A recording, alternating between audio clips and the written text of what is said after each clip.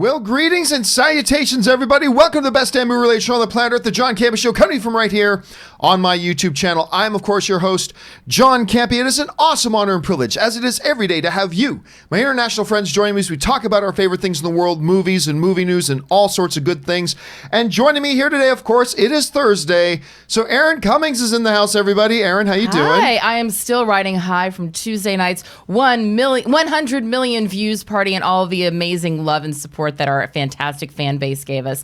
I'm still riding high from that. So big shout out to Ishmael for those incredible cookies, as well as BK, who also made us some cookies. Yeah, DJ. Sorry. DJ, yes. Thank you. So many cookies were brought. So many cookies. And of course, also joining us here on this Thursday is Chris Carr. Hey, everyone. I ate so many cookies. And last night I watched one of my favorite Christmas movies, Shazam. Ooh, I love Great. Shazam. It's so good. I can watch that like all day, every day. Anyway, guys, just as mentioned, we had our 100 million view event the other day, and it was great. So special thank you to all you guys who came out for it. There's a little shot from someone sitting in the audience, and it was just a really, really good time. You got to meet so many of you guys, and it was just great. And actually, I wanted to point something out here. One of the people who came to the celebration was, I've talked about him recently on the show, James, the box office artist. And his YouTube channel now has over 1 million views. And I wanted to show you this. Subscribers. 1 million subscribers. The box office artist drew this for me and Anne in our Mandalorian armor with our own baby Yoda, who is apparently pointing at us on the screen. And special thanks to James for bringing that. But we had a lot of people bring us some very cool things, which I was not expecting at all, but of course, always welcome to have. So thank you to everybody who came, and thank you to everybody for getting us to 100 million views on the YouTube channel just in general. And it was a wonderful night. All right, guys. We got a lot of things to talk about here today. We're going to be talking about, it looks like the Birds of Prey, the Harley Quinn movie, is getting an R rating. The reviews have not been so kind for Cats. They've also not been fantastic for Star Wars: The Rise of Skywalker. We're going to talk about that stuff and a few things more, but we're going to go off the top with this. We're going to start talking about this. Yesterday, of course, this week, instead of airing on Friday, the Mandalorian episode aired on Wednesday in advance to help promote Star Wars: The Rise of Skywalker. And it was episode 7, the second to last episode, known as The Reckoning. The episode The Reckoning was on yesterday. This one directed by Deborah Chow, who has directed the best episode of Mandalorian so far. Well, she topped herself. Deborah Chow, good Canadian kid, has directed the 2 best episodes of Mandalorian, and I gotta say, I think yesterday's episode was my absolute favorite. This thing was jaw-dropping. And listen, I'm gonna warn you, we're probably going to drop a couple spoilers of the episode in case you haven't seen it yet, but most of you who watch the show, you've seen it already, so we're pretty safe there. But my heavens, what an episode. They're starting to bring together all the different areas of the show that we've had so far, bringing all the different characters back. Kuiil is, I think you pronounce his name, which is, of course, voiced by Nick Nolte. The I Have Spoken guy. Oh, you didn't know that, Aaron? I didn't know that. Yeah, it's and Nick Nolte. I was like, I swear I know this guy's voice. Who is that? That was Nick Nolte. I was thinking it was Wilford Brumley. Oh, no, that would have been a good one, too. But no, it was Nick Nolte. Oh, nice. I Have Spoken. I mean, it was so great. Of course, to bring back Gina Carano, who I was sitting behind at the Star Wars Rise of Skywalker premiere. How tall is she? She's tall, but she's, oh my God, she's in the best shape of her life right now. Yeah, Tom asked she's me. in better shape than when she was fighting.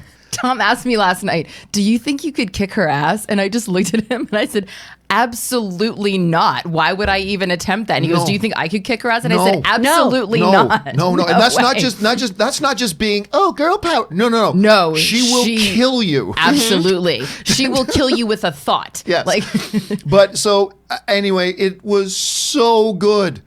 It was so good. And the ending. Oh my God. Heartbreaking. When the ending of that episode hit, all I could hear was the words of Obi-Wan Kenobi. It's like millions of voices crying out in terror. I felt a disturbance in the force, like a million voices crying out in terror, and suddenly stuff. You could feel fans across the world going, no!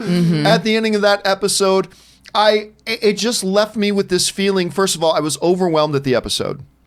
And then it just left me with this feeling of deep regret, that realizing there's only one left. There's only one episode left, and they're hitting this thing on its high note. And I am fantastically excited waiting for the finale. You know, they hit a real weak episode, the only weak episode I thought they did, which is, you know, when they went to Tatooine and all that kind of stuff. But they've recovered really well since. I thought the last episode was really good. This one, I think, was the best of the series so far. So I know both of you guys have had a chance to see episode 7. Chris, let me ask you first there. What were your thoughts of this episode of Mandalorian? I mean, first of all, we have to give so much credit to Misty Rosas, who is playing the physical character, Quill. She's doing an incredible job. Yes. She is so good. That's not Nick Nolte in the suit? No, it's not Nick Nolte. That would have been great if he like shrank down and like He's really rocking on his committed. knees the whole time. Yeah, I would have been proud. But he's doing wonderful vocal work, and the two of them working together, it creates such an amazing character. I think you nailed it. This was jaw-dropping. I kept screaming, "No, the baby," because Baby Yoda is all of our son. We all want to protect him. He is pure and good and must be cared for. Seeing his powers come into fruition more in this episode too, it was so crazy to just see how his emotional connection with Mando would make him immediately try to force choke someone. And do you see the mean look on his face as he was doing Oh, like, he was not okay. He was like, "You are not going to mess with my dad. You Stop do touching not my dad." fuck with Baby Yoda. All of a sudden his face is like, holy crap, we haven't seen that side of him yet. Exactly. And then to see the healing factor there too, that was astounding. I was just blown away with all the things we're seeing he's capable of doing. And it makes so much more sense as you watch everything. But yeah, they want to go after this baby. They got to harvest all those midi-chlorians. Let's get this little dude. Please never say midichlorians on the show again.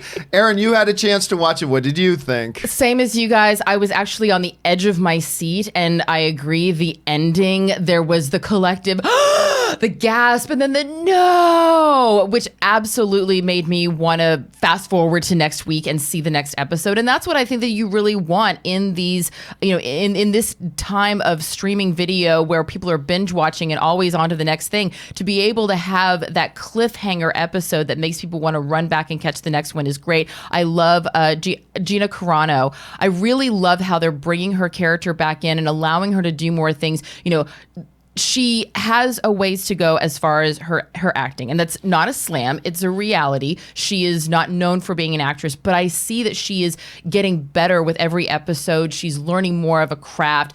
There's no one else who could play this role in the way that she's doing it. She's doing a phenomenal job, and I love that she is really going to be able to grow as an actress as well with this experience. I actually have to say, Carl Weathers. When as soon as he came back, I was like, Mano, you better not trust him. You better not trust him. No.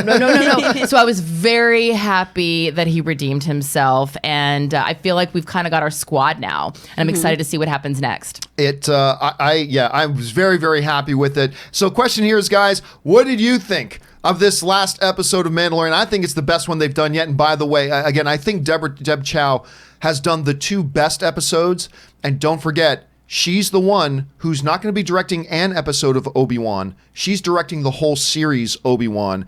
And if this has just got to make you feel real good about this Obi-Wan series that's coming. So it looks like it's in good hands. What did you guys think about it? Wait, I have a quick thing. So Tom actually pointed this out to me, and you may have said this, no, because this is the first time we're talking about it.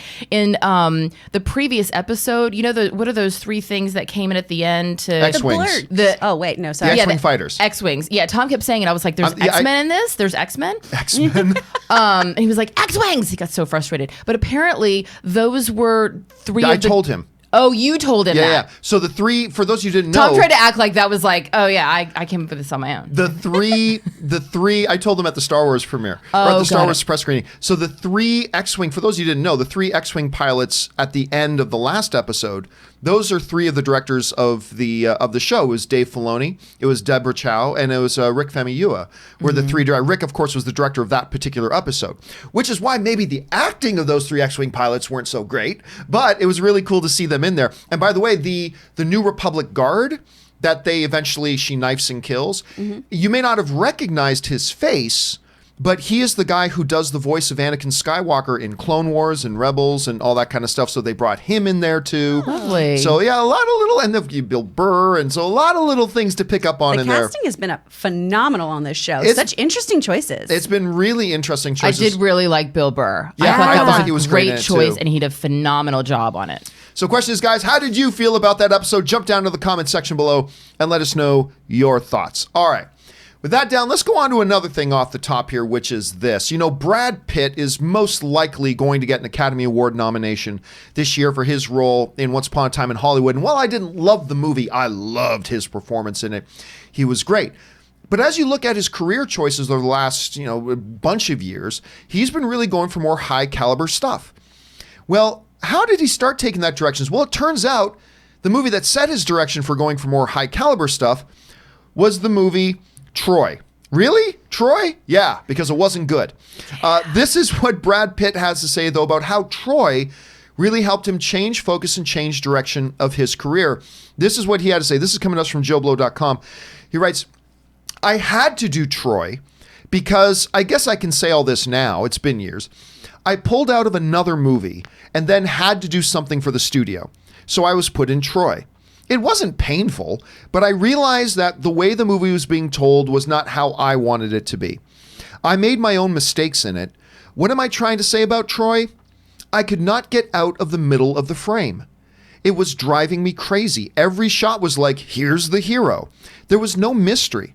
So about that time, I made a decision that I was only going to invest in quality stories, for lack of a better term. It was a distinct shift that led to the next decade of films. And as the article goes on to write, right after doing Troy, he did films like Babel, The Assassination of Jesse James by the Coward Robert Ford, which, by the way, if you've not seen, you have It's to see that incredible. movie. The Curious Case of Benjamin Button, which I believe got him an Academy Award nomination. The Inglourious Bastards, and a bunch of others. This year he's got Ad Astra, which I didn't like, but a bunch of you guys did. And also Once Upon a Time in Hollywood. So it's really interesting to hear a movie like this. And by the way, Troy is a movie that has its fans. There are people who enjoy Troy. I'm not one of them, but I didn't think it was a total garbage movie either. Like, it also had some things, it has some things going for it. But it's really interesting for me as a fan to hear an actor saying, yeah, I did this one movie and it taught me a lot of lessons and I've course corrected. And since then, even if you don't like some of the movies, like me, I don't like Ad Astra, you can at least go, I could totally see why Brad Pitt would be fascinated by that kind of a movie. And he's made some really good choices with his career.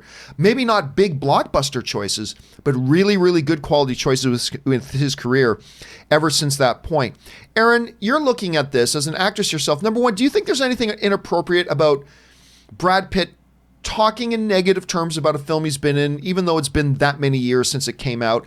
And can you relate with like seeing him having had one experience and it kind of altered his direction? How do you interpret all that? Well, no, I think that there's a very, because I've made comments about like Katherine Heigl, and people might say, oh, well, it's the same thing, talking trash about a project. But the difference is that Troy did not break his career. Like, I mean, Right. like he didn't break through with Troy, didn't is what make I him. mean. Exactly. He was already one of the biggest stars on the planet, and this was a film that really did not, it didn't hurt his career necessarily, but it didn't necessarily ascend him. Whereas with Katherine Heigl, when she was saying negative things, it was usually about a project that had really changed the course of her career. So I think especially given how much time has passed, and he's also, what he's saying makes sense. He's not saying, oh, the script was terrible and I never should have done it. He was saying, listen, this is the reason why I signed on to this picture. I was kind of stuck between a rock and a hard place, and this was my experience in it, and it taught me a lot about the types of work that I want to do. So I think what he's saying makes a lot of sense.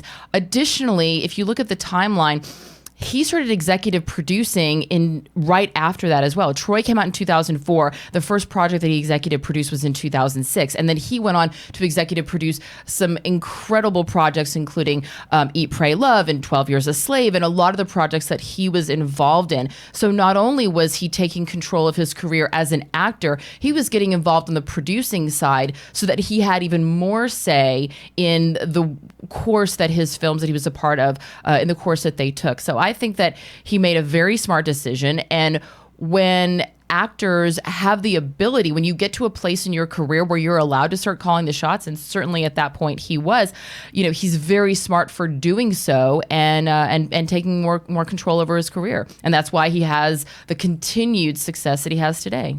Chris, how do you interpret all this?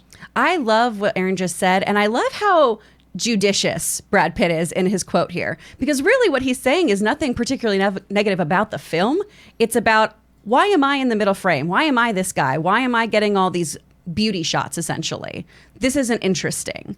And saying something's not interesting from an artistic standpoint isn't a completely negative thing, like Katherine Heigl saying, this movie was trash and everyone I worked with is trash. This was very, very carefully said, I feel. And I think you do get the right to look back on your work and go, you know what? I've grown a lot from this. I've made better choices now. And I'm so happy I had this opportunity so I could grow. Mm-hmm. And I think that's wonderful. And all of us should do that. I started out as a very different kind of stand-up comedian than the work I do now. And that's important. You don't want to look back at your career from, 10, 20 years ago and go, nope, stay in the course. This is all fine. If you're not growing and challenging yourself in any field, whether it's artistic or otherwise, what are you even doing? So good for you, Brett. All right, question is, guys, what do you think about Brad Pitt's comments? Jump down into the comments section below and let us know your thoughts. All right, we got one other thing to talk about here off the top before we get into our main topics. There's been a little series of films that cost very little to make, and they actually made decent amounts of money at the theaters. Now, you might be thinking I'm talking about some sort of Blumhouse film series, because that's essentially what Blumhouse does, but we're not. We're talking about Jackass, ladies and gentlemen. And apparently it is now official. Jackass is returning and getting a fourth film. We are going to get a fourth Jackass movie. Now, this is coming to us from Deadline. And Deadline is writing, Jackass will continue to prevail on the big screen. As Paramount has announced tonight at that a March 5th, 2021 release date for the fourth movie based on the MTV reality series. Yet Johnny Knoxville returns, of course, and all that kind of stuff. Now, look, I'm going to tell you. When Jackass was becoming a big, popular thing, I didn't like it all that much. I watched the first Jackass movie, meh. I watched the second Jackass movie, had its moments. And I don't know why, I loved the third one. I have no idea why. I'd never cared about Jackass. I didn't like, but there's something about the way they did the third one that just had me in stitches. And to this day, I'll watch it like once every 2 years. I'll pop it on and just watch it again. And I don't know why, but I totally adored it. And because that was my last experience with Jackass, I'm looking forward to Jackass 4. It's weird. Johnny Knoxville is getting close to 50. Mm-hmm. So I don't know how much longer he can do this. So if he's going to do another one, might as well do it now. Oddly enough, I'm all for this. I'd like to see them take one more go at it. Anyway, Aaron, you heard about this. And what are you thinking about another Jackass? Well, I was about to say the word, and then I heard it coming out of Chris Carr's mouth. She just said, why? And I agreed. But again, okay, I have to acknowledge that I am not the target demographic for this film. They are not making this movie for me, so my opinion doesn't really matter. I don't have any interest in watching it. I'm also not one of those people that really loves to watch videos of skateboarders eating it. Tom watches them incessantly, like people riding bikes and then they crash into something, people falling over. There is the Instagram account Girls Getting Hurt. I don't know, maybe because I'm a chick. I don't know. Bless you. I do love that, but I don't like watching people get hurt. It kind of makes me like that. And some of their antics go over the top for me. Is there actually a narrative storyline to these movies? No. I didn't think so. So it's like a bunch of vignettes. He did do this one movie a couple of years ago. It was the name of the movie was the name of the theme park. That it's about a young girl who had to go stay with her uncle one year who ran a theme park. So it was a narrative story that incorporated into it real stunts that they did, like these crazy stunts. So that was kind of their attempt at doing a narrative version of Jackass. Right. Flopped at the box office. But there's that. But well, no, Jackass is just... Yeah, people aren't going to see Jackass to see the great storyline that's going on. I am. Give me that juicy narrative, Johnny. I don't know, Chris, what do you think? I did yell why, but I love Johnny Knoxville. Good Southern kid. Appreciate him. And yeah, at 48, you really need to kind of get this out of your system, because how much longer can you do these kinds of stunts? Probably. Who's to say? I eat chips on my couch. I'm not going to judge anyone's physicality.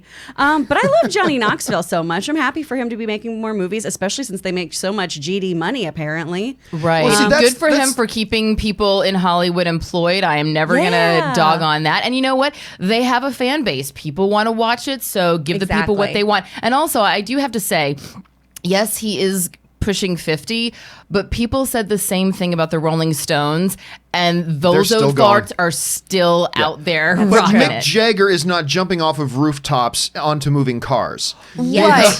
But I think that with Johnny Knoxville, he has also assembled a nice ragtag bunch of heathens who are willing to do maybe the more dangerous things. Like, he's going to still have like his nipples electrocuted and do all the stupid things. But as far as maybe the bigger physical stunts, he doesn't necessarily have to do them because he has other guys. I wonder, though, had Ryan Dunn passed when they did Jackass 3? I don't think so. Because I'm wondering... I could be wrong, but I don't think so. Being that he was such an integral part of the cast previously, I'm wondering if there's any way that they'll pay tribute to him. I know he and Steve-O were apparently really, really close best friends. So it would be just interesting if they do anything to acknowledge, his passing, since he was so much a part of the cast before. All right, guys. Question is, maybe why? But I mean, I can't imagine they spent much more than $5, $6, $7 million to make that. Probably make about $80 million at the box office. Why not? But what do you guys think? Are you guys at all interested in a Jackass 4, like for some inexplicable reason I am? Or are you like, dude, it's not 2005 anymore? I don't know. How are you feeling about it? Jump down to the comment section below and let us know your thoughts. All right, guys. With all that out of the way, let's now move on to our main topics of the day. And how do we select our main topics here in the John Campea Show? Well, it's really rather simply. See, you guys come up with our main topics by simply going over to www.thejohncampeashow.com/contact. Once you guys get there, you're going to see a form. Fill it out with your topic or question, hit submit, and then maybe, just maybe, you might see your topic or question featured here on the John Campea Show. And I'll let you know that a little bit later on the second half of the show. We're just going to take all of your live questions. You can send in those live questions one of two ways. Number one, the preferable way, you'll see a link in the top line of the description of this video. It's a tip link. You can go leave a tip there and put in a question, or you can use the traditional method using the super chat feature on YouTube, and we will get around to answering your question there. All right. With all that down and out of the way, let's get on to our first main topic today. And our first main topic today gets sent in to us by Dog, who writes, "Hey, John, Cats has a 14% on Rotten Tomatoes. What the hell? I thought this movie looked good, and there were some people saying it might get nominated for Best Picture. Plus, it was by Tom Hooper. What do you think happened that got this movie a 14? All right, thanks a lot for sending in that question, man. And listen, I was one of the people who said, when the first trailer came out, I said, this trailer's terrible. It was a terrible first trailer. I liked the second trailer, but see, I believed in this movie, and I'll tell you why I believed in this movie. I believed in this movie because Tom Hooper was directing it. Tom Hooper's directed two of my favorite films of the last 10 years. One, maybe my favorite film of the last 10 years, is King's Speech, which was just phenomenal. And then he directed the Hugh Jackman version of Les Mis, which I also completely love. I'm a Les Mis geek anyway, but I thought he did a terrific job on that. And I'm like, he just makes good movies. So I believed in it. Now, I got to say, because of all the Star Wars stuff going on this week and the 100 million view party and all that kind of stuff, I did not get a chance to go out and see Cats yet. The reviews are not kind. They're not kind. The Boston Globe writes, my eyes, my eyes are burning. Oh God, my eyes. This is not some, idiot YouTuber sitting in his mom's basement going, they think, no, this is the Boston Globe. They wrote, my eyes are burning. Oh God, my eyes. The Hollywood Reporter writes, catastrophic. The LA Times writes, Cats is both a horror and an endurance test. Both a horror and an endurance test. The Beat writes, Cats is the worst thing to happen to cats since dogs. Variety writes, this is Variety magazine. 9 may not be enough lives for some of the stars to live down their involvement in this poorly conceived and executed adaptation of Andrew Lloyd Webber's hit musical. There's a couple more grand ones here too. Let's look at a couple more of these. Vulture writes, to assess Cats as good or bad feels like an entirely wrong axis on which to see it. It is, with all affection, a monstrosity. The Daily Telegraph writes, glad to report that Cats is everything you hope for and more. A mesmerizingly ugly fiasco that makes you feel like your brain is being eaten by a parasite. A viewing experience so stressful that it honestly brought on a migraine. RTI Ireland, the paper in Ireland, writes, first off, full disclosure, I am not a cat person. Second off, after watching this frankly mortifying film adaptation of Andrew Lloyd Webber's Cats, I'm not altogether sure I am a movie person anymore either. This movie...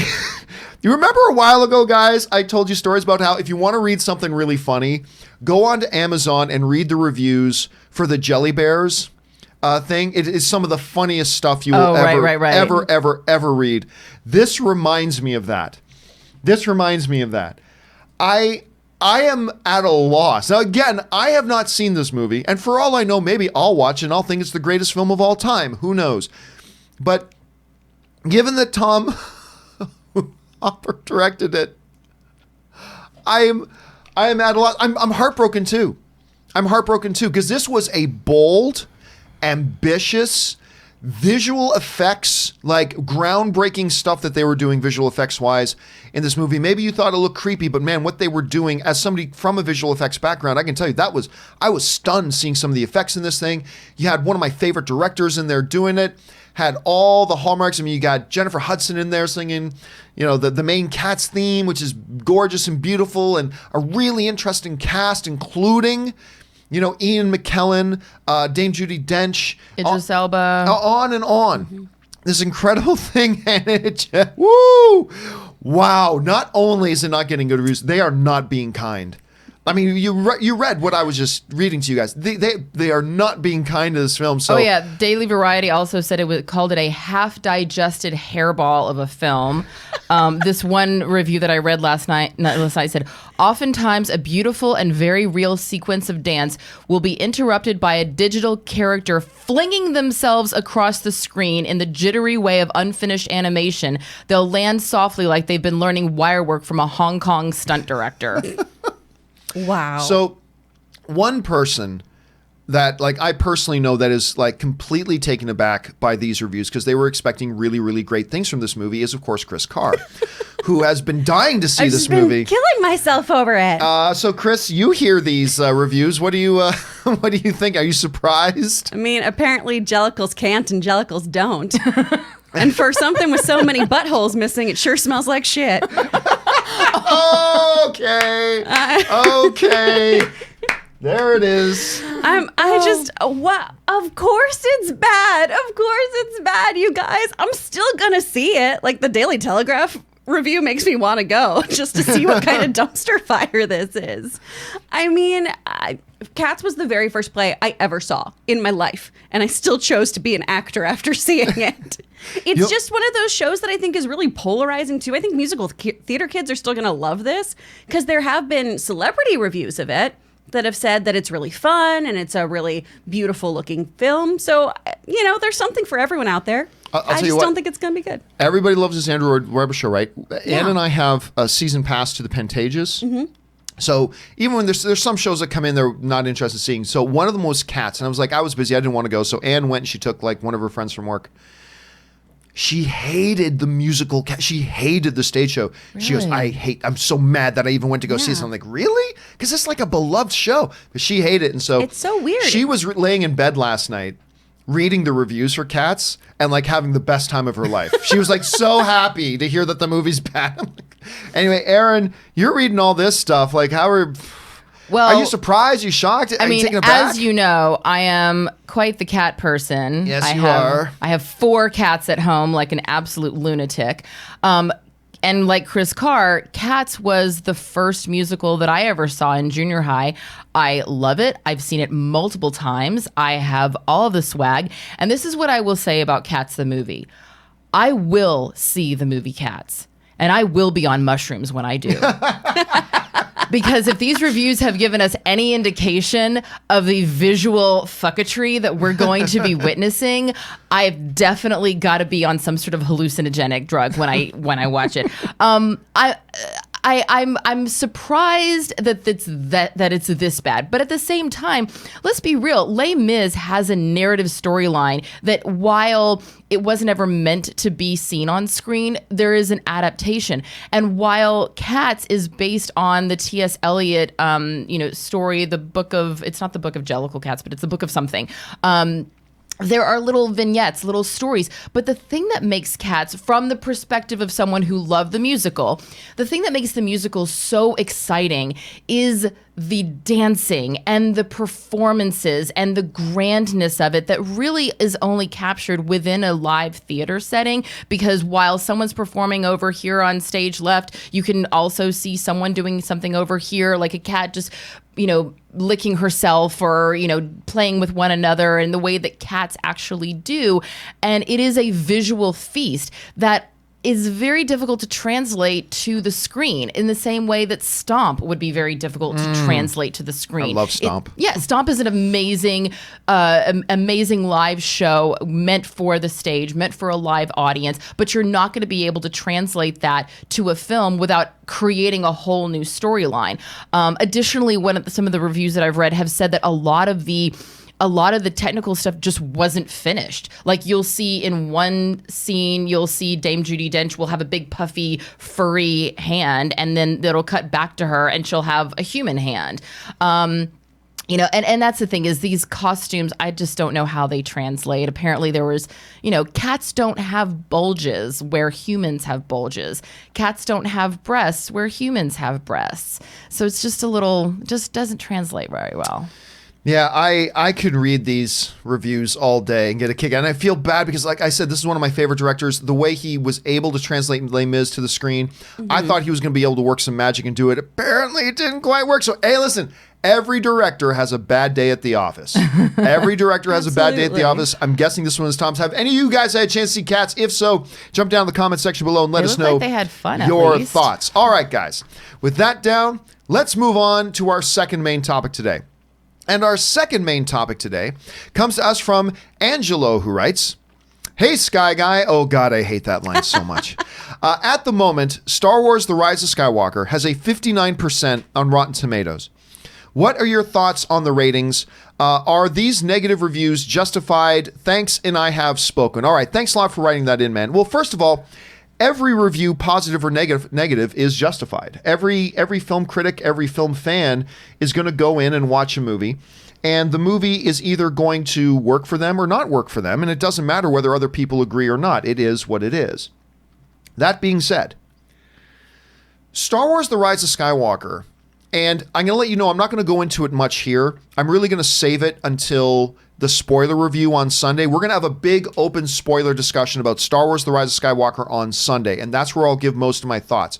The main reason I'm saving most of my thoughts for that is because I don't really know how to properly articulate my feelings on the film without giving spoilers away. So I'm going to hold on to that until Sunday. So guys, make sure you go see the movie and then come join me for that. Now, I did put up my first reaction I was at the after party at the world premiere, and I stepped out of the after party to record a quick first reaction. And my first quick reaction was basically this, and I'm sure many of you have seen it. It was basically, I think J.J. Abrams made some really bold decisions and tried some really big things, and I applaud him for it. I think this is a movie that there are a lot of people who are going to like it. I do. There's definitely things to like in Star Wars The Rise of Skywalker. Unfortunately, I'm not one of the people who likes it. I didn't like the film. It did not work for me. And there are several reasons why. Some of which have to do with things they did in the movie that I wanted them to do, but did not work out the way I kind of envisioned. Some of them because of things they did in the movie that I didn't want them to do, and they could have still worked out, but they didn't, at least to me. And, talking to a lot of people after the movie was done, it was kind of split. A few more people liked it than didn't. And by the way, even at 59%, that means the majority of critics like it. And I suspect once we start to see the verified audience score on Rotten Tomatoes, I suspect it's going to lean positive as well. So I think the majority of people are going to like it. It's just I'm not one of them this time around. And I've liked every single one of the new Star Wars movies that have come out under the Disney era, but not this one, unfortunately. And it doesn't hurt my love of Star Wars. Doesn't mean I'm not looking forward to whatever Star Wars does next. I totally am. But this movie, to me, I have never walked out of a Star Wars movie this disappointed. And, well, no, I take that back. Coming out of the animated Clone Wars movie, that was more disappointing. Okay, so other than that, I've never walked out of a live action Star Wars movie more disappointed. So let's put it that way. So yeah, I'm not surprised to see, like, I would have been surprised to see 20%. That would have surprised me. I would have been surprised to see 80%. That would have surprised me. 60, 55, no, that doesn't surprise me. That's right around where I think it's going to be. In that I think a little bit more than the majority will like it. I think there's going to be a big chunk of people like myself that don't like it. And it is what it is. And we'll go on and talk about it more on Sunday. Now, I know right now neither one of you guys have seen Rise of Skywalker yet. Correct. Your husband has. Yes, he has. Because he went with me the other day. Yes. And I think he enjoyed it. He seemed to enjoy it, at least when we were walking out. He did enjoy it, but also you have to remember, Tom is the eternal optimist. He will always say 10 positive things before he says one negative thing about anything and anyone, which is one of the beautiful qualities about him. But he did say that he was, it didn't live up to his expectations as a big Star Wars fan. The thing that I don't understand, and this is what I said to him, is if this is theoretically the final film, which we'll see. I mean... Oh, there will be more films. It's just no more of the Skywalker saga, they say. Right. Yeah. But I just don't understand how when you have a film that has this kind of following that is so massive, how it can have such major missteps. Like, aren't there people such as yourself that are brought in as consultants that read the scripts and say, hey, from a fan perspective or from the audience perspective? Because I understand that sometimes maybe Kathleen Kennedy and J.J. Abrams, they're so ingrained in it that they may miss the big picture, and it sometimes takes someone, like a lot of times, like I'll always coach with someone for an audition. Usually it's Tom, or sometimes I'll coach someone for their audition. And the reason why you do that is not because a coach sees something has an ability that you don't have, but they're not emotionally connected to it, so they're able to offer a perspective from the outside. So I'm just curious, do they not have focus groups and consultants and people? They don't do that for Star Wars. And here's the thing too. And in a way, I get it. You don't want to have too many focus groups because too many cooks in the kitchen kind of thing. Well, yeah, and they know what they want to make, but also this is true as well. It's one thing to read a script. Because I've read many scripts that I thought, man, this is really good, and then saw the movie. It's like, well, yeah, this is the same movie, but it didn't translate onto the screen the way I kind of envisioned it would reading the script. And that's always a part of it too, where the script was great, but it didn't translate well. So and you know what? There are going to be people that go, what are you talking about, Aaron? It did execute well. This is great. I know some people that think the movie's great, and that's wonderful. It's all subjective. So you're going to get some people that love it. You're going to get some people like me that are disappointed by it.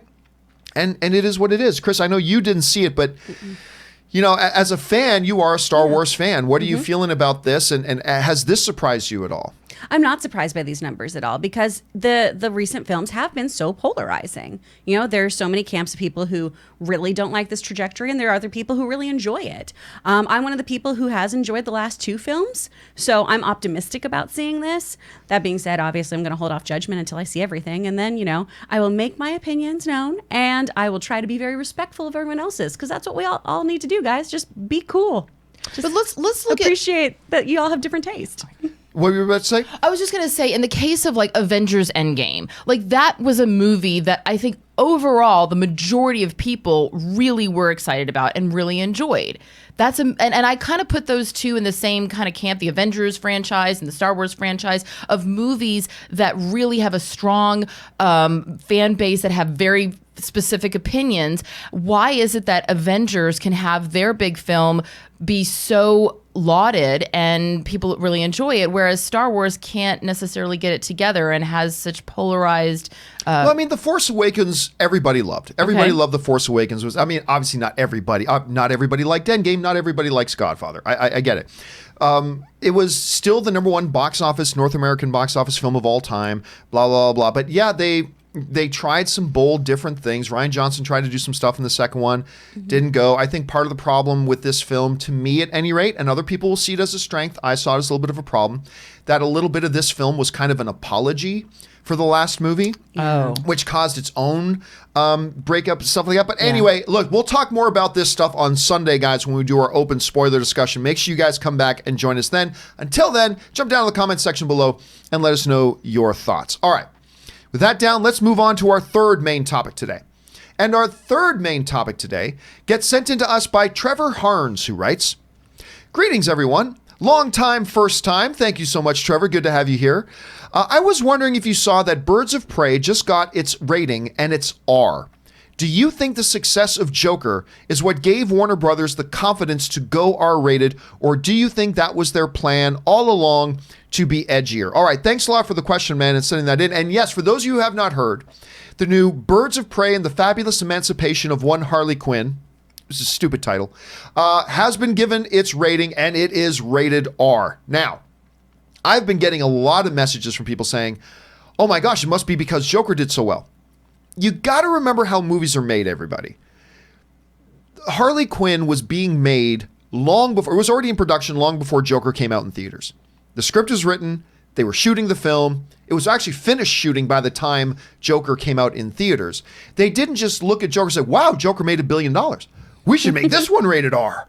That's not how it works, and that's not what they did.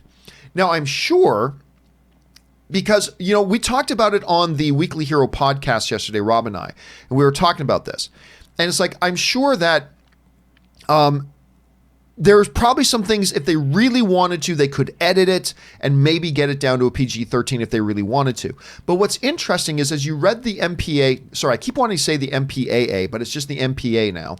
As you read through the MPA report, it's like for excessive violence, language, and some sexual situations, blah, blah, but not nudity.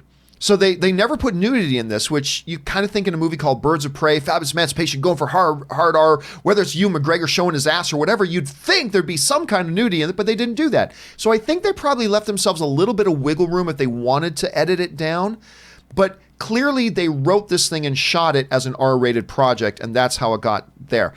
I'm one of these guys that doesn't believe films need to be rated R. I just don't.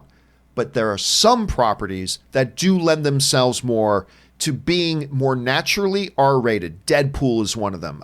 It is one of them. Stuff like that. And when you look at a movie like Harley Quinn, although they portray her a little bit differently, Harley Quinn is a psychopath who beats people's brains out with baseball bats and comically oversized mallets. And she was dating a genocidal, homicidal maniac. Whatever. So this is something that kind of lends itself to being rated R. So I will admit, I'm a little surprised that they went R-rated, but not really surprised because the success of Joker, but also you look at the trailer for it, and that trailer, particularly the last one, just kind of looked like a trailer to an R-rated movie to me. So I'm not surprised, and this is probably the right direction for them to go, but it's not because Joker did well, because they had already shot the movie. Anyway, Aaron, are you surprised that they're going for an R rating with something like the Harley Quinn film, and do you think this is the right move for them right now? I do think it's the right move. Initially, I was a little skeptical because I was like, oh, it's a conspiracy, and they just want a movie that's directed by a woman and starring all women to not do well at the box office. Like, I will admit, I kind of went on a little bit of a tangent, and but then I said, okay, relax, let's just do some investigation here.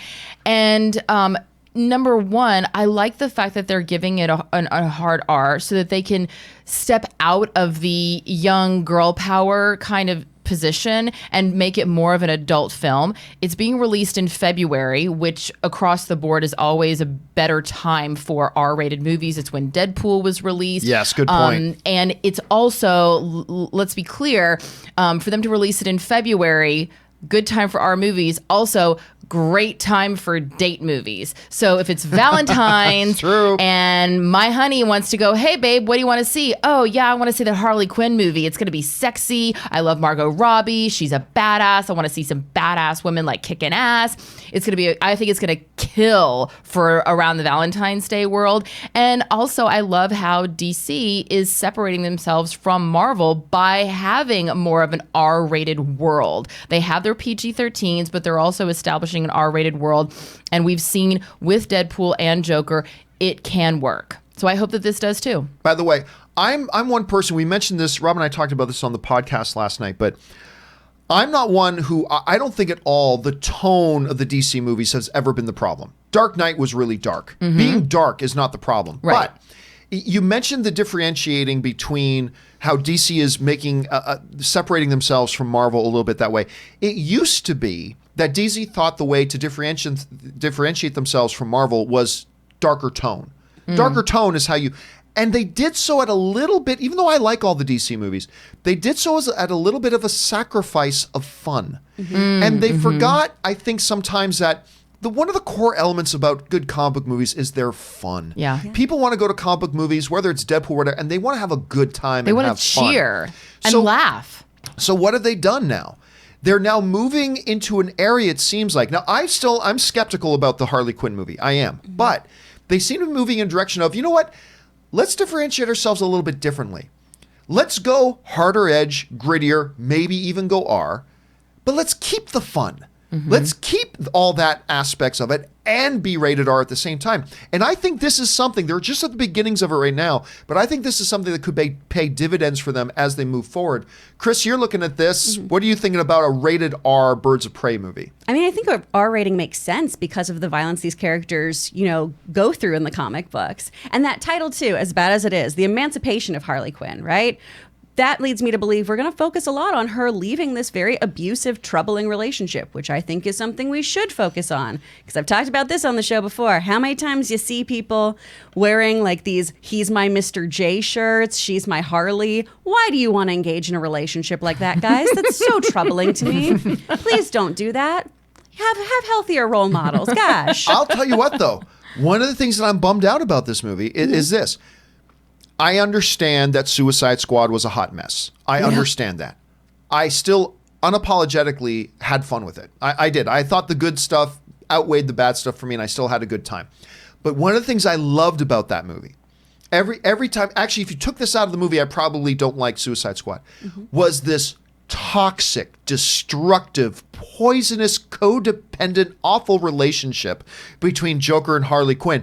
But every second they were on screen together, I was glued to the screen. I can't tell you why. Maybe that speaks very badly of my character, but there is something about that terrible, terrible relationship. It's fascinating. It's that- like why people watch car wrecks. Oh, yes. Or the Real Housewives. Yeah. Or the Real Housewives. And I'm glued to it, and I don't like the idea of Joker and Harley breaking up. I want to see them on screen. Well, I'm together. sure that in we're the gonna comics, see- especially once she gets together with Ivy and then she gets some Ivy powers. Well, yes. Yeah, I'm there's sure we're that going to too. see, and also one of the things that I was reading is that it kind of delves into her history, as we're doing with a lot of these DC movies, of learning, okay, what causes these people to act the way that they do. And so I'm sure we're going to see many more unhealthy relationships that Harley Quinn goes through.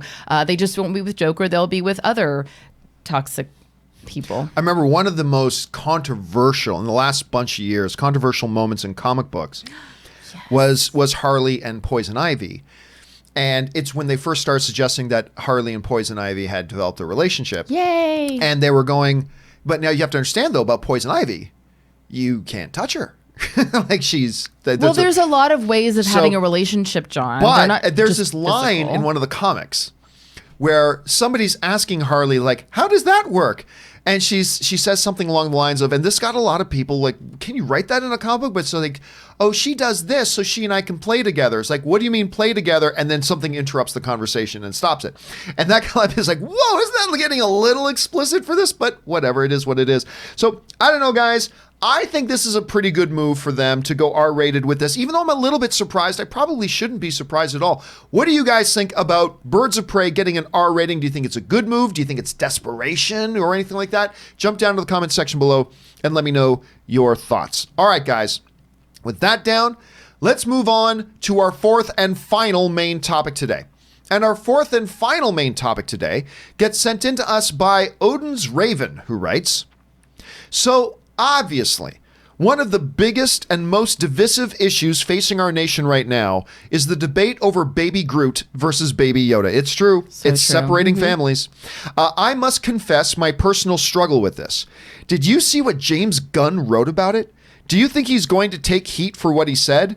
Thanks for the great show. All right, thanks a lot, man. Appreciate that. And yes, it is crazy how many people I have had write into me and say, John, are you Baby Groot or are you Baby Yoda? It's like, really? This is a thing?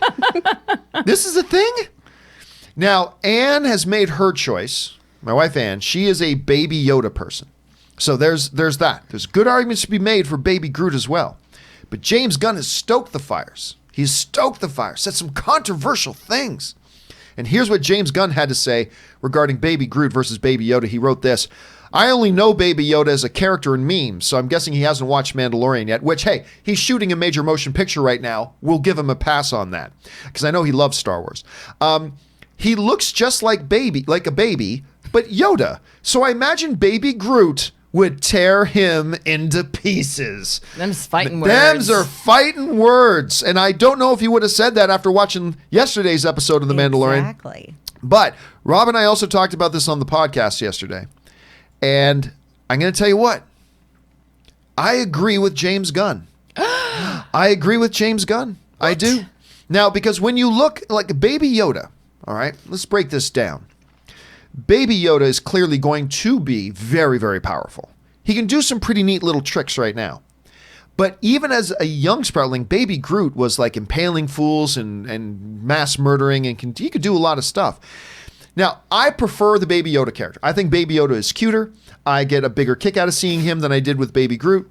But I do think James Gunn is right, is that if they had to have a physical fight, like right now, as they are, I think Baby Groot kind of, there's that look on Baby Yoda's face. Like that's not a look you want. You don't want Baby Yoda looking at you like that. Take me to your manager, you will. I don't want him looking at me like that. That is a scary look. But then again, I also don't want Baby Groot looking at me like that either. The whole I'm about to kill you sort. Man, Baby Yoda looks mean. Yeah. Oh, he looks or mean. really sleepy, like he needs a nap. Oh, I don't know. That's like anyway. So that's how I fall on this. I'm falling on the side that Baby Groot does rip Baby Yoda to pieces, but I think Baby Yoda's a little bit cuter, so I kind of lean that way too. Anyway, guys, let's start with you, Aaron. The whole national debate of Baby Groot versus Baby Yoda. Real important stuff we're talking about here today, guys.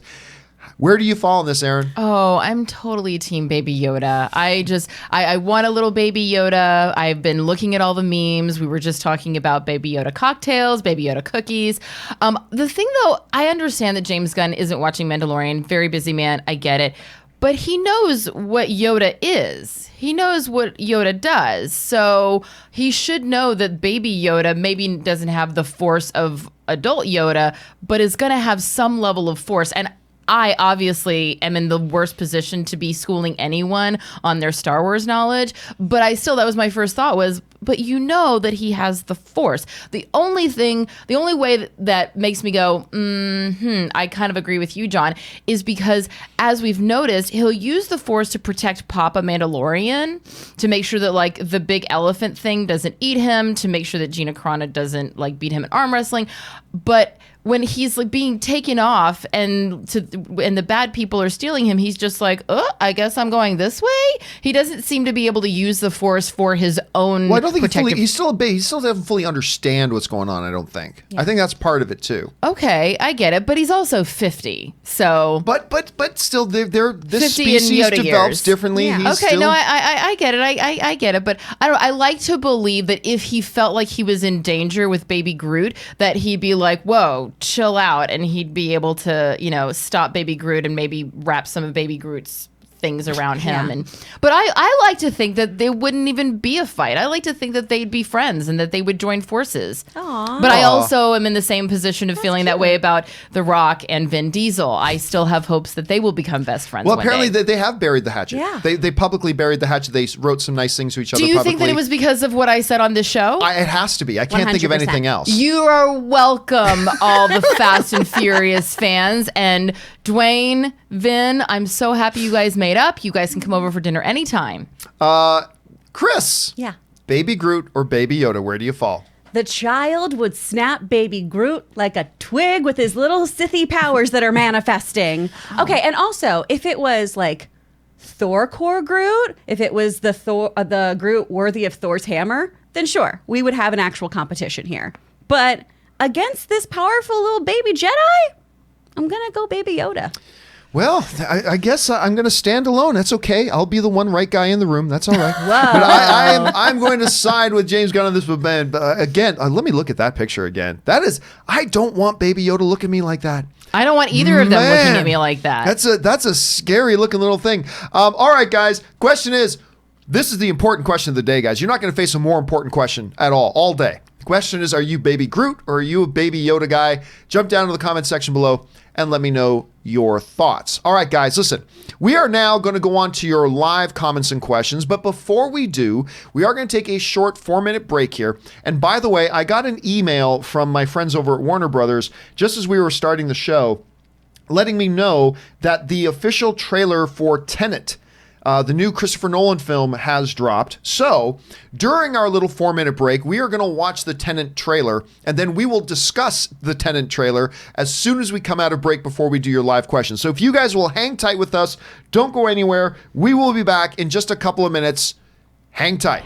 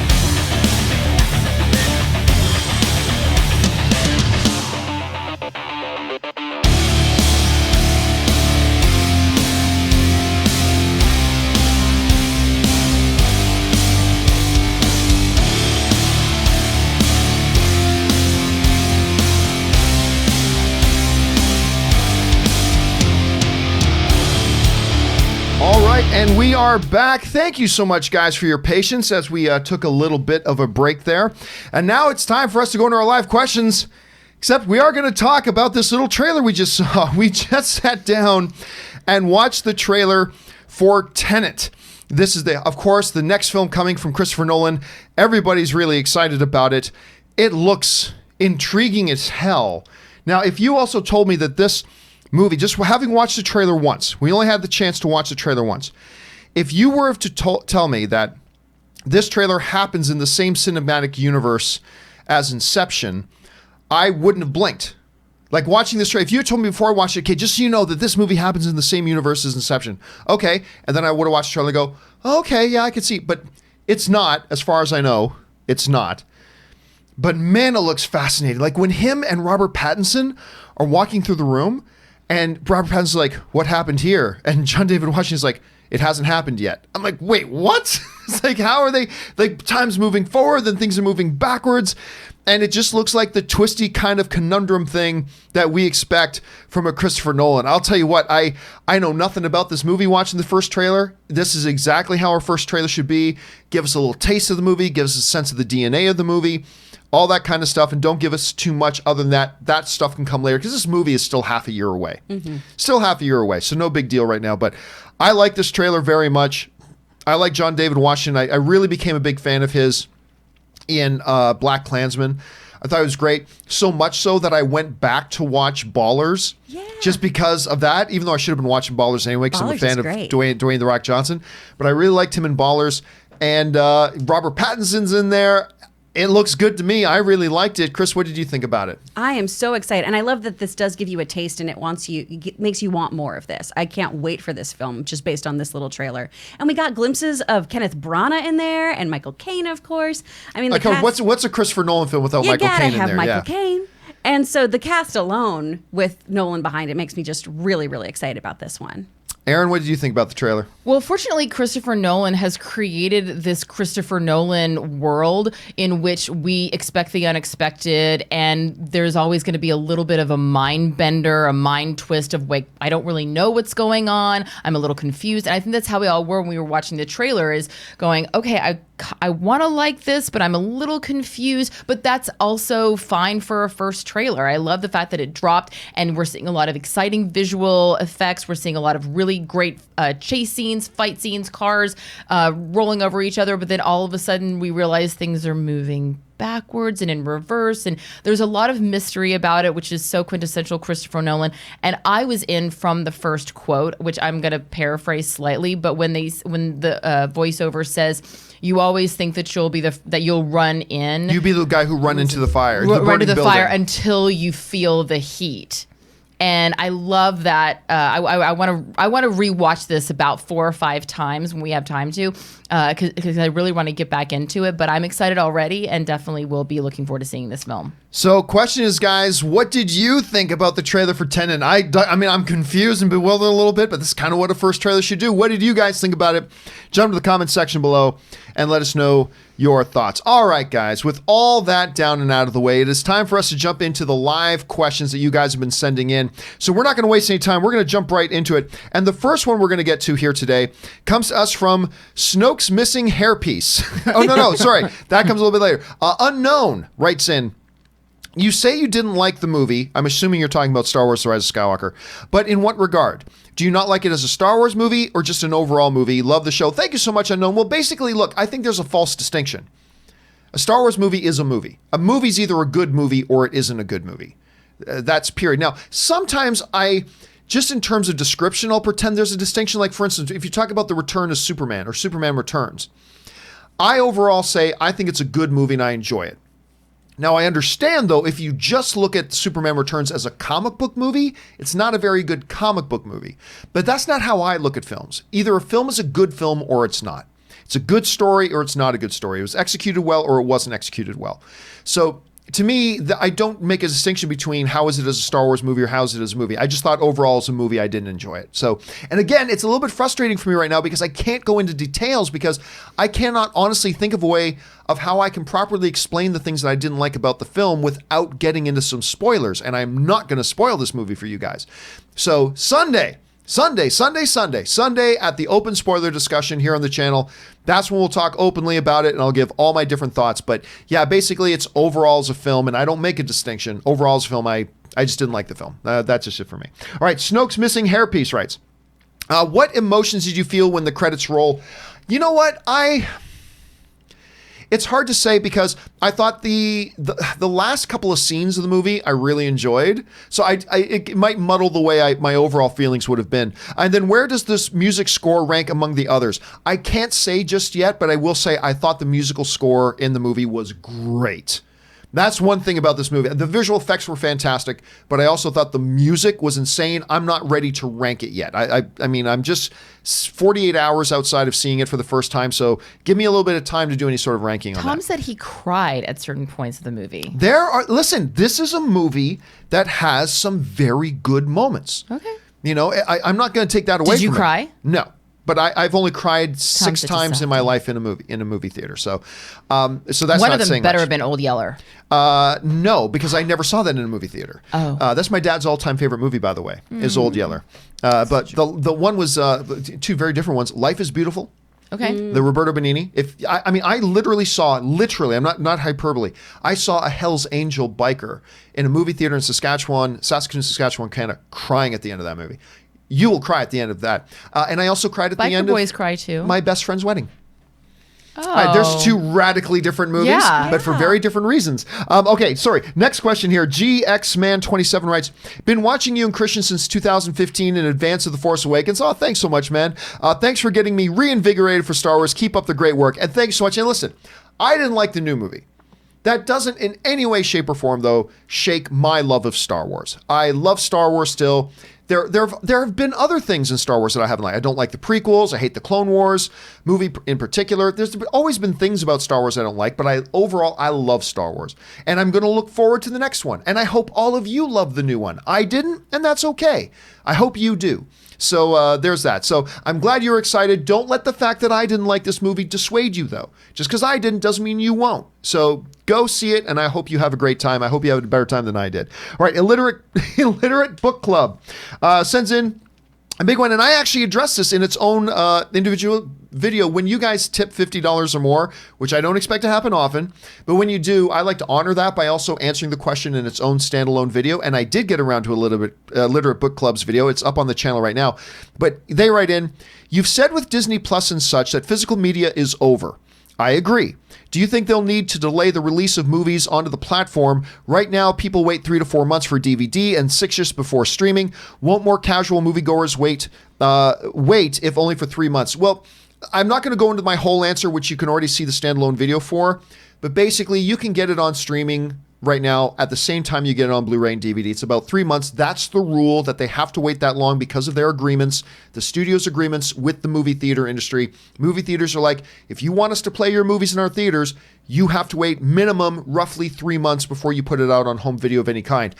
So that's that. Again, I go into much more detail, but you can go and check out the individual video that I put up earlier. All right, Wayne Edwards writes, Mr. Campea, your nerd rage had me laughing so hard I had to pull over, and I agree with the previous viewer. Your audio quality is amazing. Your previous home on YouTube could take a few tips. Thank you so much for all you do. Well, thank you so much for that, Wayne. And yes, somebody had written in the other day, guys, that one of the things that I think we do really well is our audio quality. Mm-hmm. I have run into technical problems before with my audio, but I work very hard in audio. One of the things I always tell people when they're starting YouTube channels particularly, it's obvious if you're doing a podcast, but a lot of people worry about their cameras, worry about their visuals. I still say, even in video, the most important thing you need to have is good audio. That's the most important thing. You can have all the greatest video in the world. If you don't have good audio, it's going to really fall away. So I work very hard, and I'm always mixing things up. I'm changing out cables, my preamps. I'm changing out the mixers. You guys know I've changed out mics, but I work very, very hard on that. And I'm really glad you guys pointed that out. So I appreciate that. Now, you do a podcast. Mm-hmm. I know at the studio you used, I don't know if you still do the podcast at that studio. No, I started doing it at my house. But they had some beautiful Shure microphones that were great. What are you using for a mic right now at your house? Do you know what make and model I have is? Shure mics, but So you do use the Shure mics there. I use the Shure mics, and then I have the Rode Podcaster Which is Plus great. that you have. Yes.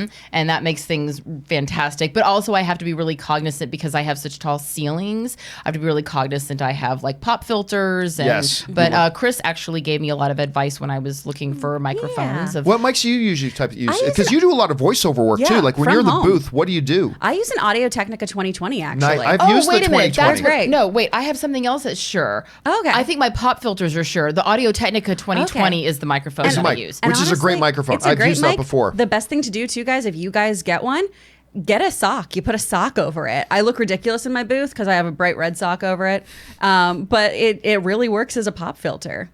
And that's key. But anyway, there's a lot of little things. But thank you so much, Wayne. I appreciate the kind words. All right, Jordan writes, Joker composer, I'm never going to pronounce this right, Hildur Goran Dottir. That was it. Ooh. You nailed it. Woo!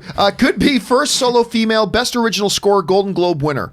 I'd love for her to be nominated for the Oscar. Thomas Newman, nominated 14 times, never won. Could win for 1917. John and crew, which 2019 scores are your favorite? Good question. I mean, right now I'm coming out of Star Wars: The Rise of Skywalker, and I got to tell you, I love the score. I don't expect it to be nominated, but I love the score for that. I would have to think about it. I'm not really sure. I'm not really a score guy, so that's usually not the first thing on my head, to be honest with you. If John Williams were to get nominated, I think it would be his 54th nomination. Wow. Wow. I think I could be off by one or two, but I think he's been nominated 53 times for the Academy Award, which is kind of nuts. So that would be interesting. I like the score in Joker. I don't know that the score in Joker really stands out to me. But do you guys have a favorite score from any movie you've seen this year? It's not something that stays off the top of my head. Yeah, it's not something that pops out to me, but I'm just curious if Tom Newman is related to Randy Newman, who of course has won many Oscars for his work of like songs. He did the theme song for Toy Story. You got a friend in me. I can't really think of a score this year. I really like the whole vibe of Knives Out, but I can't remember the actual sound mixing or God, anything. I love Knives Out. That movie's so good. So good. All right, Sam O'Neill writes, "Hey, John, around the time you're reading this, you wrote this in the other day.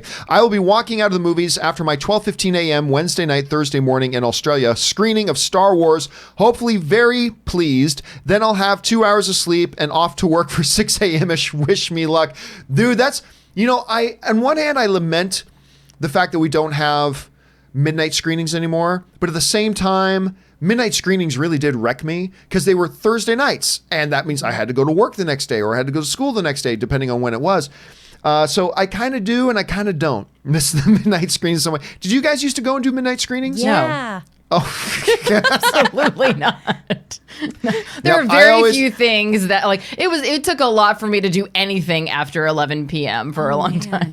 Yeah, I'm just like when there's a movie I don't want to see, I got to be the first one to see it. So I'd go to those midnight screenings all the time. But now I can go to 6 p.m. screenings and see it, which is great. Which is why I'm going to go see Star Wars again tonight for the third time at 6 p.m. instead of midnight. Which is great. Amazing to me that you're going to see a movie 3 times in 1 week that you have said publicly that you're really not a fan of. But you know it's what? Star Wars. Yeah. I hear you. It's commitment, and also I'm assuming that every time, because you did say that after that when you saw it the second time, you liked it more. No. You didn't hate it as I much. disliked it less. You disliked it less. Yeah, I still dislike it. So I maybe disliked it a tonight little bit when you less. see it, you might actually start to like it a little. I mean, I doubt it. You'll see new things. I mean, obviously, maybe. anytime that you see a movie Yeah, again, but I don't think I'm going to be going from the general area of disliking it to liking it. Hopefully, I dislike it a little bit less again, I'm hoping. But I mean, even though I dislike the movie, it's hard for me to explain this to people who aren't hardcore movie fans, but it's still Star Wars. Yeah. Even if I dislike it. Like if there's a girl I'm hooking up with, like this is obviously back in the day, girl I'm hooking up with, and she doesn't give the best blowjobs, I'm still probably going back tomorrow night. I don't know if that's the best example to give, but yeah, see, I mean. I hear Okay, you, listen, but if I'm you're the dating exact. some guy, not the best sex you've had. It's still sex, right? Oh God, no, sex. no. I have it is- ghosted on. I have ghosted on people. Been like, you know what? That really was not what I was expecting. Guys, so much lower standards. block. Guys, much Delete. lower. Yeah, not us. we take My it time. where we Well, can get and it. that's the thing is, like, as a woman, I feel like you just have a lot more options. You can Yeah. get Like, your penis wherever, to paraphrase. there's Amy dicks flying Schumer. all over the place. Like, Yeah. God, all these dicks. It's still Star Wars, so I'm still gonna watch it. And It's even though Star I Wars, don't like it's a it, blowjob. still, It's basically the same it's thing. all the same thing. Star Wars is like when you get a blowjobs. blowjob, do you hear? Ba-ba! Yes, as a matter. Okay. When it's done right, yes. Cool. Wow, we've gone no copa for us. No copa It's for No us. Pants Thursday, which we haven't said before, but now I feel like it's appropriate. Let's see here. Where are we at here? Mr. Ivan Gonzalez writes, "Hey, John, so excited for The Rise of Skywalker. Can't wait to see the movie. I'm hoping we don't have a repeat of The Last Jedi toxic motherfuckers that don't give legit criticism of the movie. We don't need that in the Star Wars community. Hey, listen, there's never anything wrong with somebody not liking a movie. There's never anything wrong with that. I took issue, and I continue to take issue, with a segment of the people who didn't like The Last Jedi because they just believe women's place is to be subservient to men and they should be running coffee instead of being on screen and actually having important roles. What? That segment are toxic basement-dwelling cousin humpers, and they should stay down there and maybe be buried down there. But the general feeling, though, of just disliking the movie, there's nothing wrong with that. Like my buddy Kyle Newman, who I had in here on Dark Side, Light Side, he really doesn't like The Last Jedi. And I do, and we get along. Imagine that. Because, just because, and here's the thing. I think a lot of people sometimes make the mistake of going, well, I like the movie and you didn't. And since I don't agree with your reasons for not liking it, you just don't have legitimate criticisms. No, it's just that they have a different perspective on it than you do, and there's nothing wrong with that. So there is a segment of people, and we saw it all over the place. It was on full display on the internet, the racist, sexist, whatever stuff that was out there. But we got to remember they only represent a fragment of the overall group of people who saw The Last Jedi and they didn't like it. That's only a fragment, so we got to keep that in mind at the same time. So I hope you enjoy it, man. Like, I wish I did, but still Star Wars to me. I still love Star Wars. I just got to be honest, and the movie didn't work for me, but that's just that. All right, Trickshot writes, where is it? There it is. Just finished watching Stranger Things Season 3, and I gotta say I'm disappointed that no one made a Tremor reference about the Russian. Is it just me, or do we all think the American they mentioned in the end credits of Season 3 is actually Hopper? Oh no, everybody knows it's Hopper. Yeah. That's not a secret at all. That's We talked right? about this like 6 months ago, I feel like. Yeah, I know. Well, this person just watched it. Yes, But okay. that's yeah, not it's a Hopper. mystery at No, all. It's I mean, definitely that's- Hopper. Yeah, you're not. So you're clearly, that's like saying, Vader says, I am your father. And then somebody going, is it just me, or do I think Vader is Luke's father? He just said, yeah, I thought it was pretty clear. obvious. I thought it was pretty clear. Yeah. But who knows? Maybe if I go back and watch it again, I might think differently. Maybe it was just the mind frame I was in. But again, at the time. Well, but also let's remember when it first happened, we were all like, it was a question. Now we've kind of gone over it so many times ad nauseum that I don't think it's a question anymore. But initially there was oh my gosh, do you think it's Hopper? We did pose that as a question. But now we just know. Yeah. All right. Next up, Ivan Gonzalez writes, John, will Ann or Rob be with you for the spoiler talk on Sunday? Please say yes. No. Help me, John Campea. You're my help. No, they will not be. Rob has other things. I can't expect Rob or have Rob also being in here on weekends. And Ann has other things she needs to do, unfortunately. Plus, honestly, these spoiler reviews, spoiler discussions are usually especially for the bigger films, are usually packed. And the more people I have on with me, the fewer questions we get through.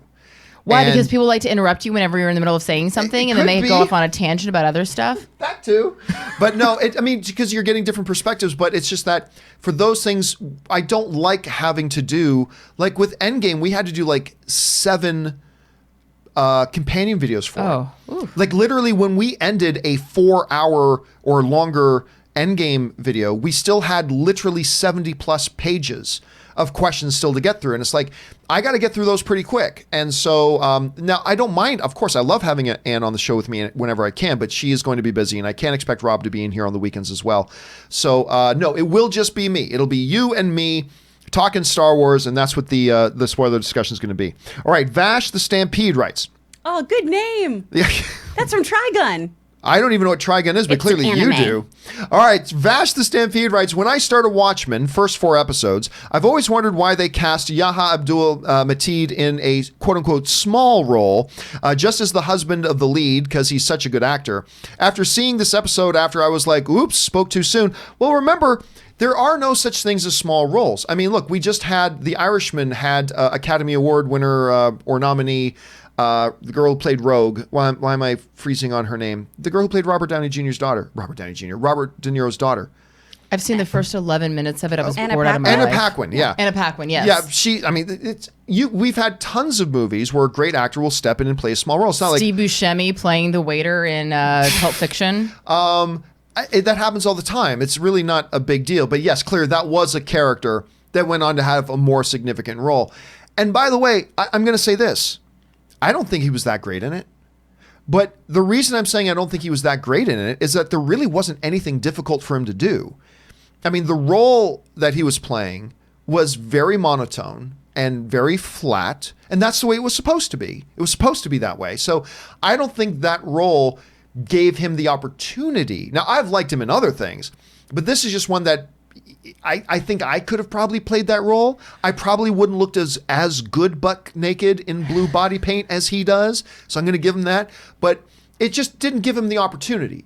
He did as good with that role as anybody could do. There just wasn't a lot of meat to it and not a lot of range to it. So when I look back on him, I'm not going to go, oh, that was one that I thought he was really great in. I think there are other things he's really great in. It's just that this was a role that didn't offer him a chance to show how good he is. So I'll just look forward to the next thing he's going to be in. But you haven't seen Watchmen yet, have you? No, I haven't. But also, it's interesting because so often, men are the leads of the projects that we're watching in film and in television. And there are a lot of incredibly talented women who are relegated to playing the wife or the girlfriend or the secretary or the sidekick in some way. I mean, let's not forget that Gwyneth Paltrow was Academy Award winner Gwyneth Paltrow when she was playing, Pepper Potts, which, yes, obviously is a huge role, but in the first film, she's a sidekick.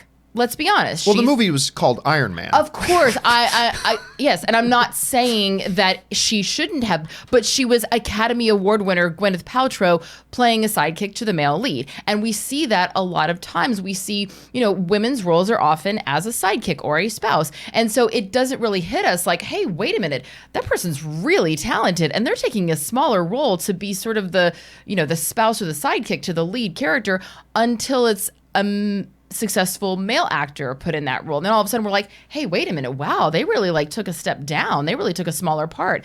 I just feel like that's something that it only becomes obvious when the roles are reversed. Whereas I see that all the time with female actresses going, okay, well, yeah, she's an Academy Award winner, but she's playing the wife. She's an Academy Award or she's an Emmy winner and she's playing the girlfriend. I just find that it happens a lot more with women, but we don't question it because it's so done.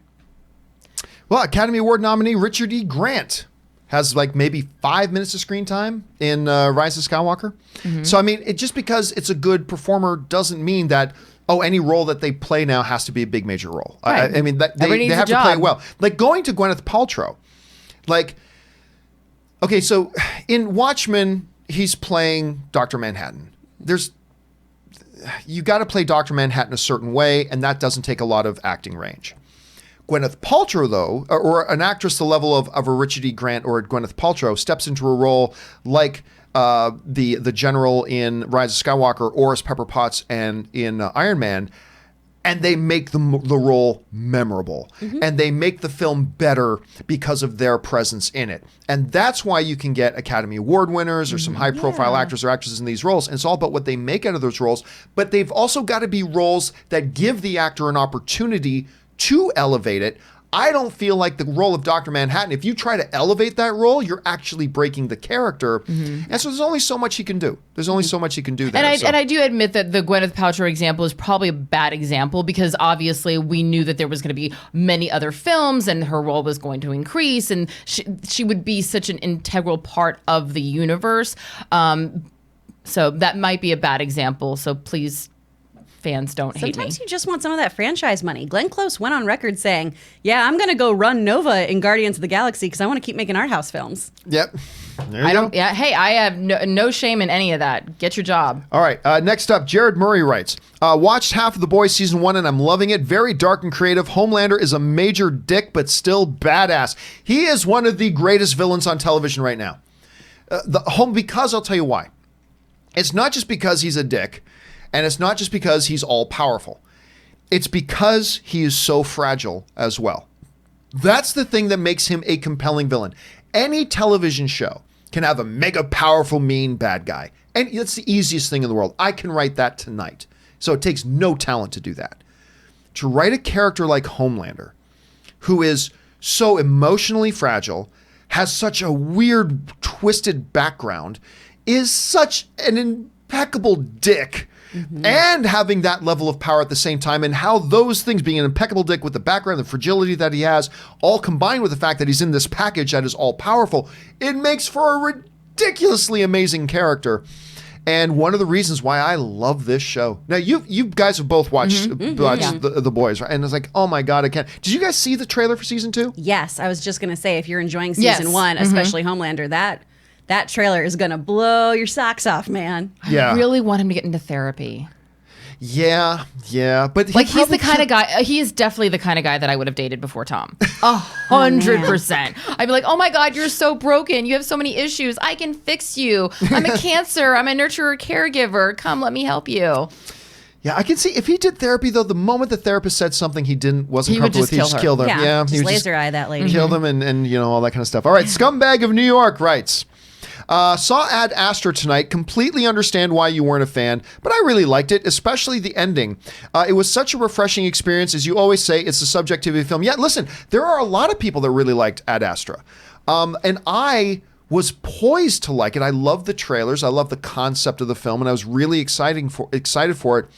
I found it unbearably dull. I didn't think the concepts were all that profound. I thought they made the lead character too monotone. I didn't, and they try to throw in this depth issue with him and his wife, played by Liv Tyler, who had one line in the movie. What's that? Oh, nothing. Oh, okay. Anyway, but movie's just not good. Now, how did you feel about The Martian? Loved The Martian. Loved The Martian. With Matt Damon, directed by Ridley Scott. I'm just wondering, and now I haven't seen Ad Astra, so I can't comment, but I'm wondering how much of that is what was the writing and the directing, and how much of it is Brad Pitt? Because we know we love Brad Pitt. We're not saying anything bad, but there are certain actors that you can watch for 2.5 hours and you're glued to them, and there's some actors that are just not meant to be the only person on a screen for 2 hours. Yeah, he made to me he made the character as watchable as any actor could have made it. Okay. But then again, like, I'm speaking as somebody who didn't like the movie. There's a lot of people. Did you see it? I didn't see it. So you didn't see it either. So, but listen, you are in good company, Scumbag of New York. I know a number of people that really liked it. So you are absolutely not alone. And it is, once again, the subjectivity of film, which is the best thing about movies. Is the subjectivity of film. Just because there's movies I don't like doesn't mean you won't like them, and vice versa. And that's what makes them great. All right. Suthius writes, hey guys, what are some examples of actors/actresses whom you've seemed to forget what their nationality is? Sacha Baron Cohen, Naomi Watts, and Minnie Driver are some that come to my mind, as I always seem to forget that they are English and not American. Naomi Watts is actually Australian. Yeah. I will say, man, I remember the first time I heard Christian Bale not doing a fake American accent. And I was like, wait, what? Like that. Oh, you know who still throws me off? James McAvoy. James McAvoy. Really? Yeah. That still throws me off. Because Hugh hear Laurie, that, it was that way for me with Hugh Laurie from House, Right, because yep. I'd seen him on House so many times, and he has such a perfect American I accent. started watching him on a bit of Fry and Laurie, so I'd only seen him be English. And Right. then when he was on House, I was like, what? But James McAvoy, his accent is not just Scottish. It is heavy Scottish. Really? Yeah. Like giving Mr. Scott a run for his money, heavy Scottish. And like, listen, when he just comes, like when I was at a CinemaCon in Vegas and he came out to talk about It Chapter 2, oh my goodness.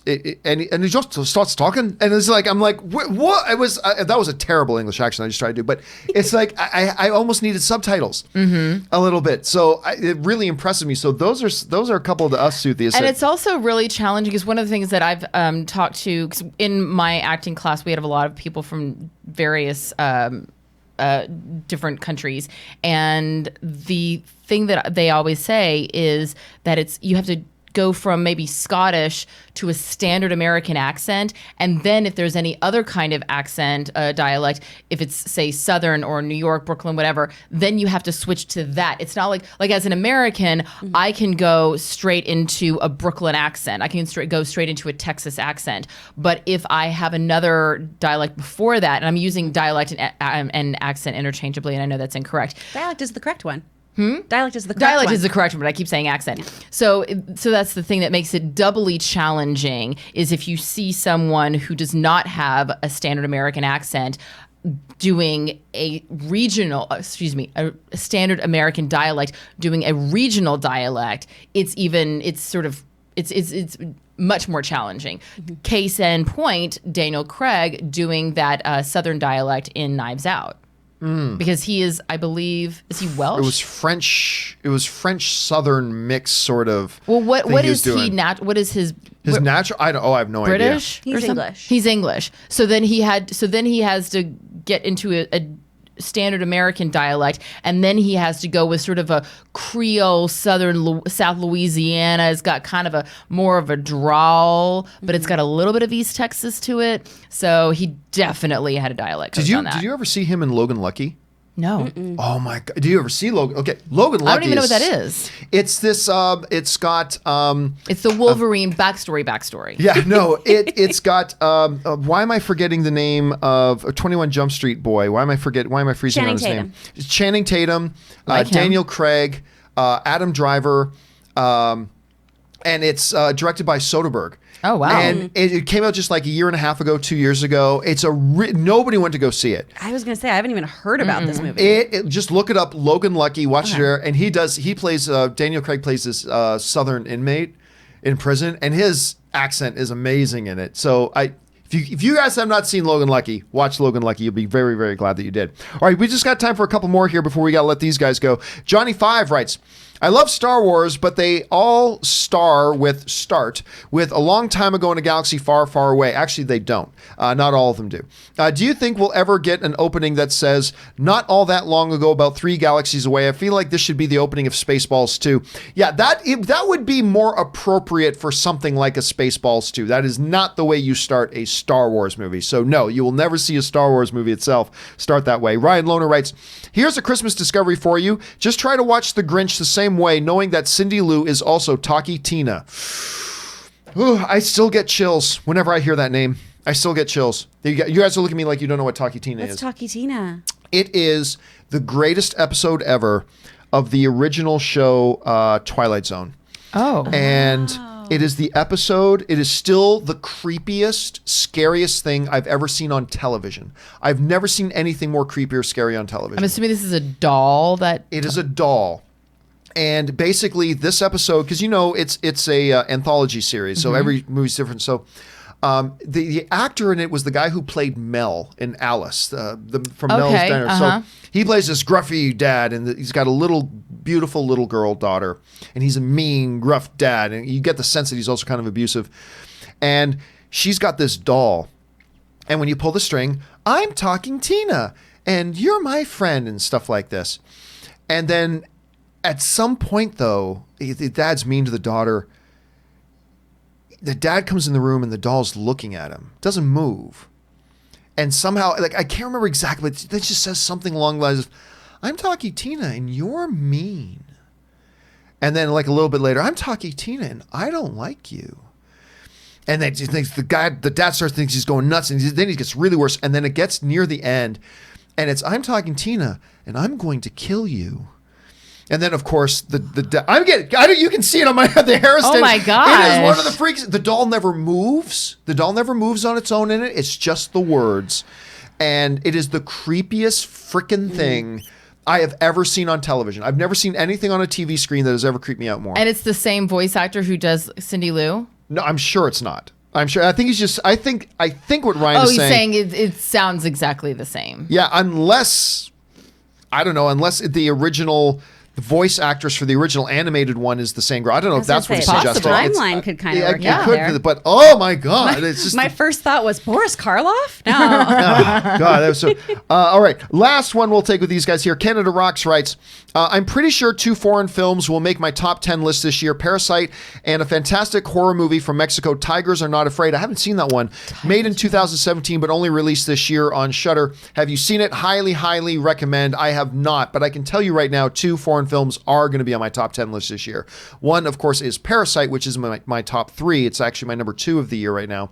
And the other one is The Farewell, which I don't really know that you can call that a foreign film, because I think the director is American. I mean, she's Asian descent, but I think she's American. So I don't know if you can call The Farewell a foreign film or not. If you do, then 2 foreign films are going to be in my top 10 of the year. Well, is it in a foreign language?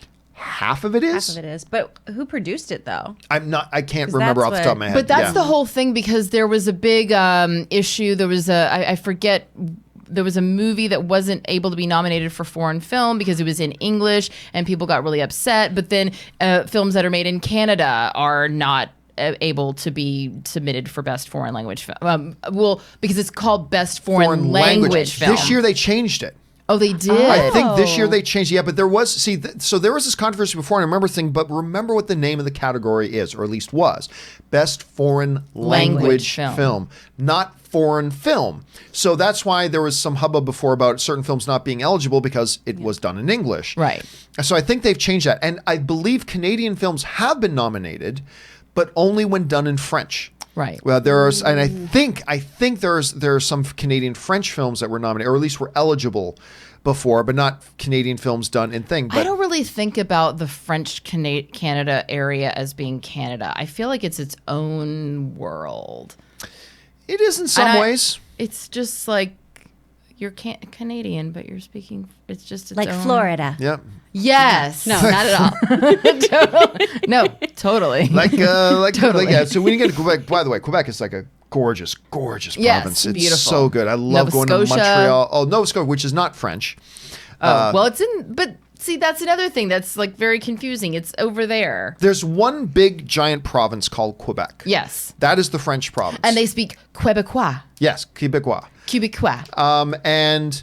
And which is why in Canada, up until at least 1 year in high school, you got through grade school and then into high school, you have to take French classes because we have 2 official languages, English and French. I love that. And so that's why, like when Anne thought she was going to get a chance to meet George St. Pierre, who she would have left me for just like that, and I can't really blame her, I taught her how to say, Bonjour, Georges, je m'appelle Anne. Like I would talk, we've run into this is what you say. And she just practiced that for weeks. Bonjour, George. Je m'appelle Anne. Hello, I'm surprised George. My you name didn't is teach her Anne. how to say, Bonjour, George. I am married to a very handsome, successful man who can beat you up. Please do not hit on me. Sure. George St. Pierre. My all-time favorite UFC fighter, by the way. All right, guys, listen. We are past 10:30, so that will do it for today, for these 2 guys being here. We got to let them go. They got other things they've got to do. But in the meantime, Aaron Cummings, where can people follow your adventures online? You can find me on Twitter and Instagram at Aaron L. Cummings, or because it's the holidays, if you have a last minute gift you want to give someone and it's a shout out from me, check me out on cameo.com/Aaron Cummings. And also joining us, of course, is Chris Carr. Chris, where can people follow your adventures online? You can find me Love your sweater, too. Oh, thank you. Yeah, I've got more 8-bit art today. Very nice. I had to get Christmassy. You can find me at actor Chris Carr on Twitter and Instagram, or you can find me over on Nerdwire. Get ready, because I'm going to give a great Witcher review this weekend, guys. Yeah. Oh, yeah, you saw Witcher. Not all of it, though. So our screeners only were up to the first 5 episodes. That's how secretive they are with this show. Not only are they checking my IP address, they also won't give us the final 3 episodes. Oh, wow. I still haven't seen any, and I was invited to a screening of it. Anyway, guys, great to have you guys here as always, and we will see you guys next time. And Aaron will probably see you tomorrow. With Joey Bishop. All right, guys, let's keep on now rolling here. We still got another half hour or so to roll through your questions, so let's keep rocking here. All right. We're at now Dan Sokolov writes, Hey, John and friends, just a friendly warning. Some critics posted spoilers in their reviews, Slant Magazine, for example. Stay away, otherwise... Can't wait to see the movie. Sad about overwhelmingly missed reaction. Love your show, John. Well, I don't have to worry about it because I saw the movie already. I don't understand particularly why bigger outlets put spoilers in their reviews. I don't get it. Now, the reason I say I don't really understand it, especially with the bigger ones, is because I understand, like, look, sometimes you're doing a review and you accidentally slip in a spoiler. But when you're one of these bigger outlets, you have people reviewing it. And how does that get out? How do you let I don't know. To me, it's unexcusable, but I just don't know why people do it. But thank you for the heads up on that for everybody else, Dan. I appreciate that. All right. Angela Palma writes, one of two. I just got home from your... oh, you were there, Angel. All right. I just got home from your 100 million views party. It was totally worth the drive from San Diego. You guys are truly amazing and inspiring people. I got a little nervous when I had your undivided attention and couldn't say all the things I wanted, but I'm extremely honored to have had the chance to meet you in person and take pictures with all of you guys. Thank you again, and I look forward to any future events that you might have. P.S. I was the guy that asked about the Campea Harley show. Oh, thank you for that.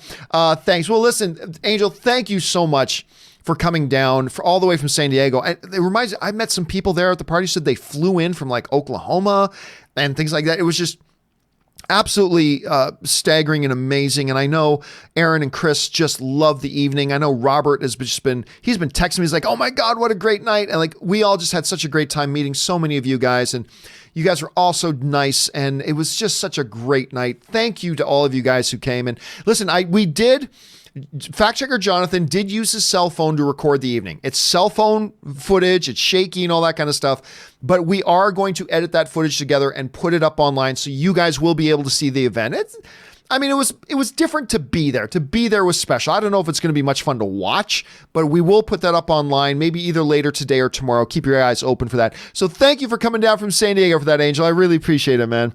All right. A Real Manly Man, I like that name, writes, the new Netflix series soundtrack just came out, and if you can get past the cringe that is a musical all about love, it's absolutely charming, and you will fall in love with the ensemble of actors involved. I'm so glad Netflix bought the series off Fox. I've never even heard of it.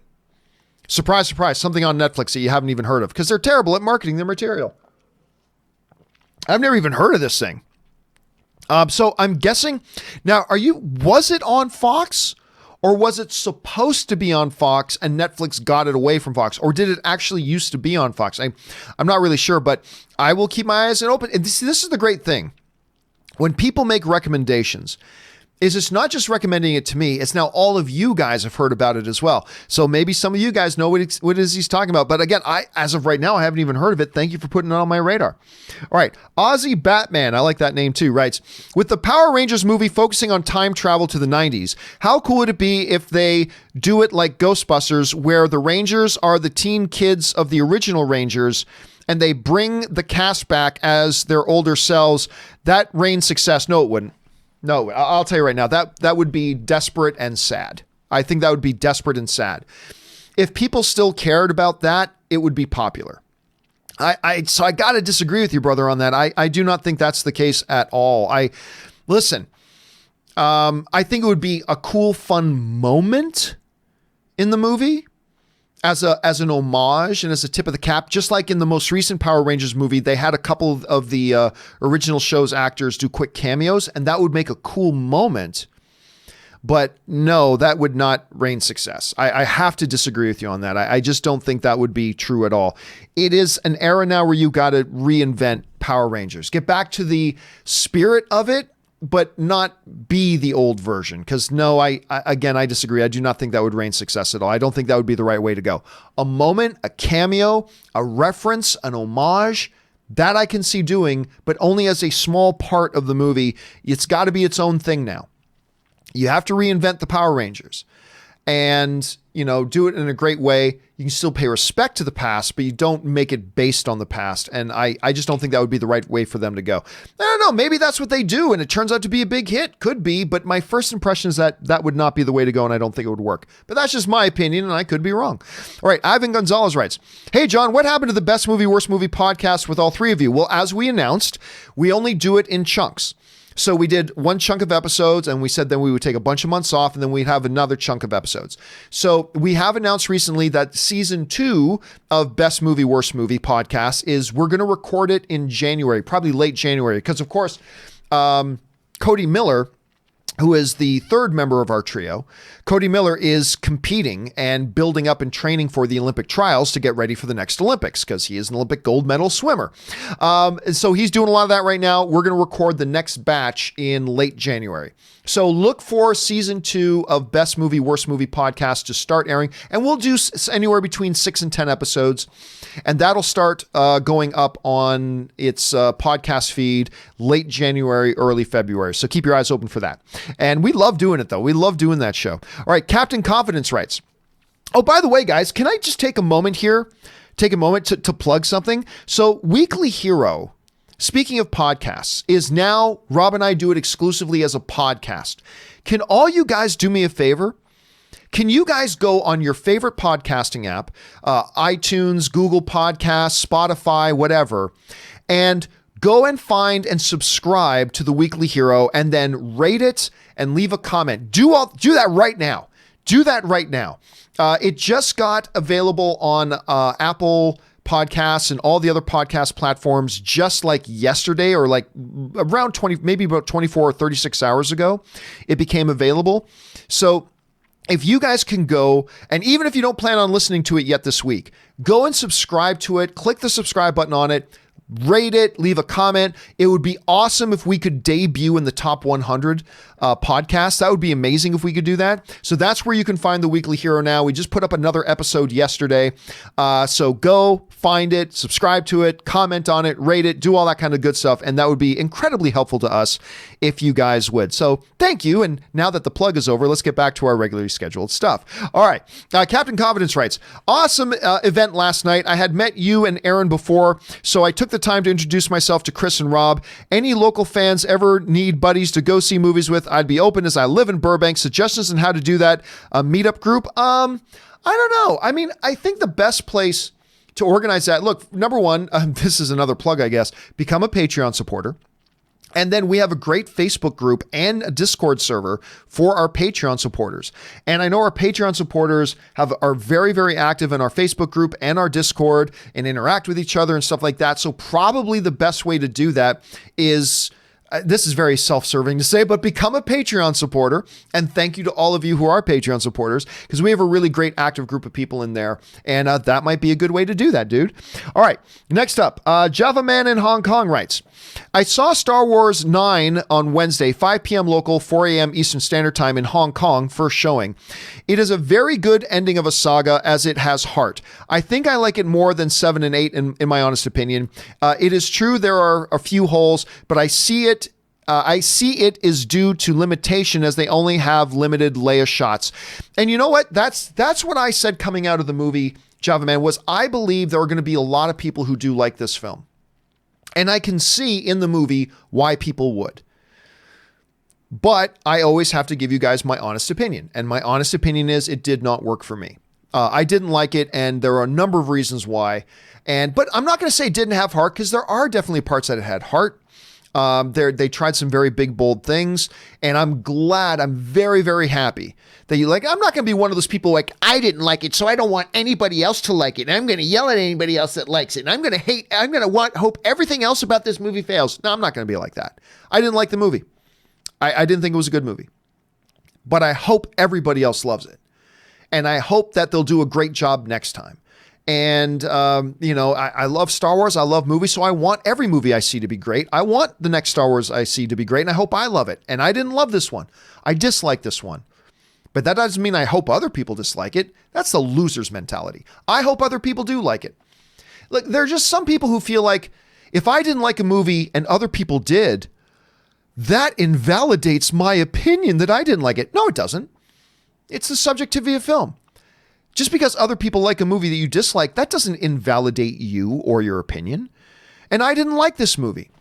That doesn't mean I hope other people dislike it, because I know if other people do like it, that doesn't invalidate me that I did, or that I didn't, I should say.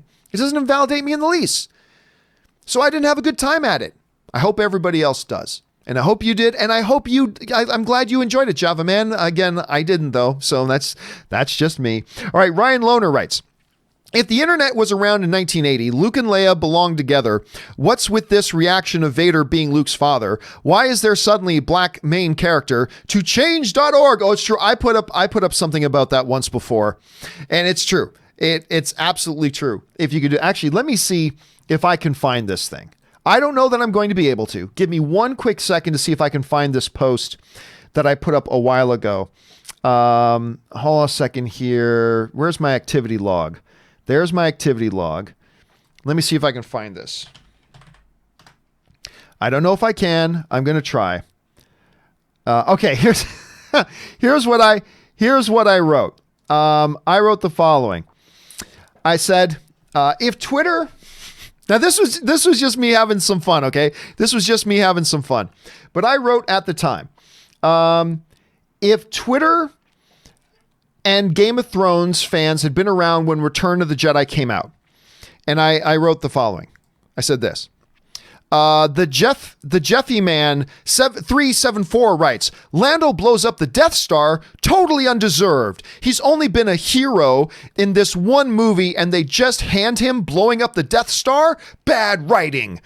Big Dick 42 writes, totally wasted Luke. What was the point of following him since the first film? He doesn't get to kill Vader. He doesn't get to kill the Emperor. He doesn't kill Jabba. He doesn't kill Boba Fett. They spit on a great character and they don't care about the fans.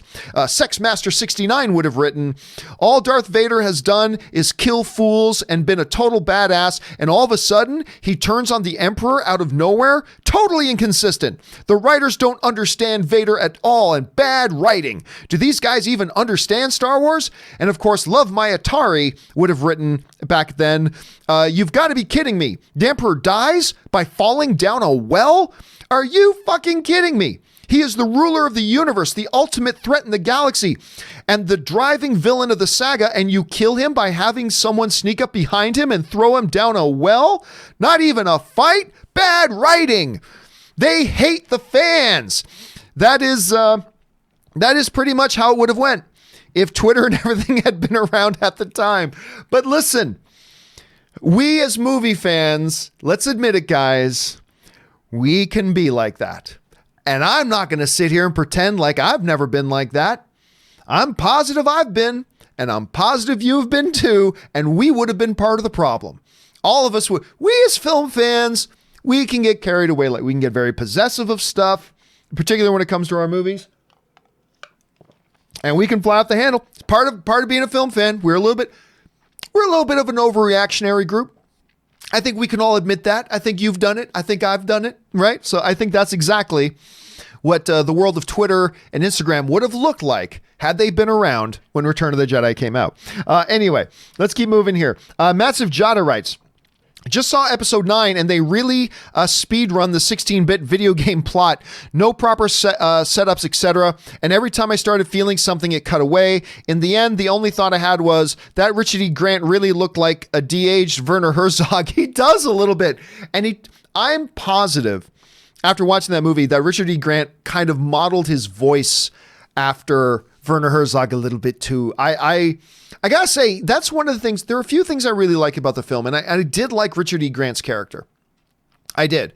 I like that, his general character. I like that a lot too, but I can't disagree with you, man. It felt a little bit like he was doing a Werner Herzog.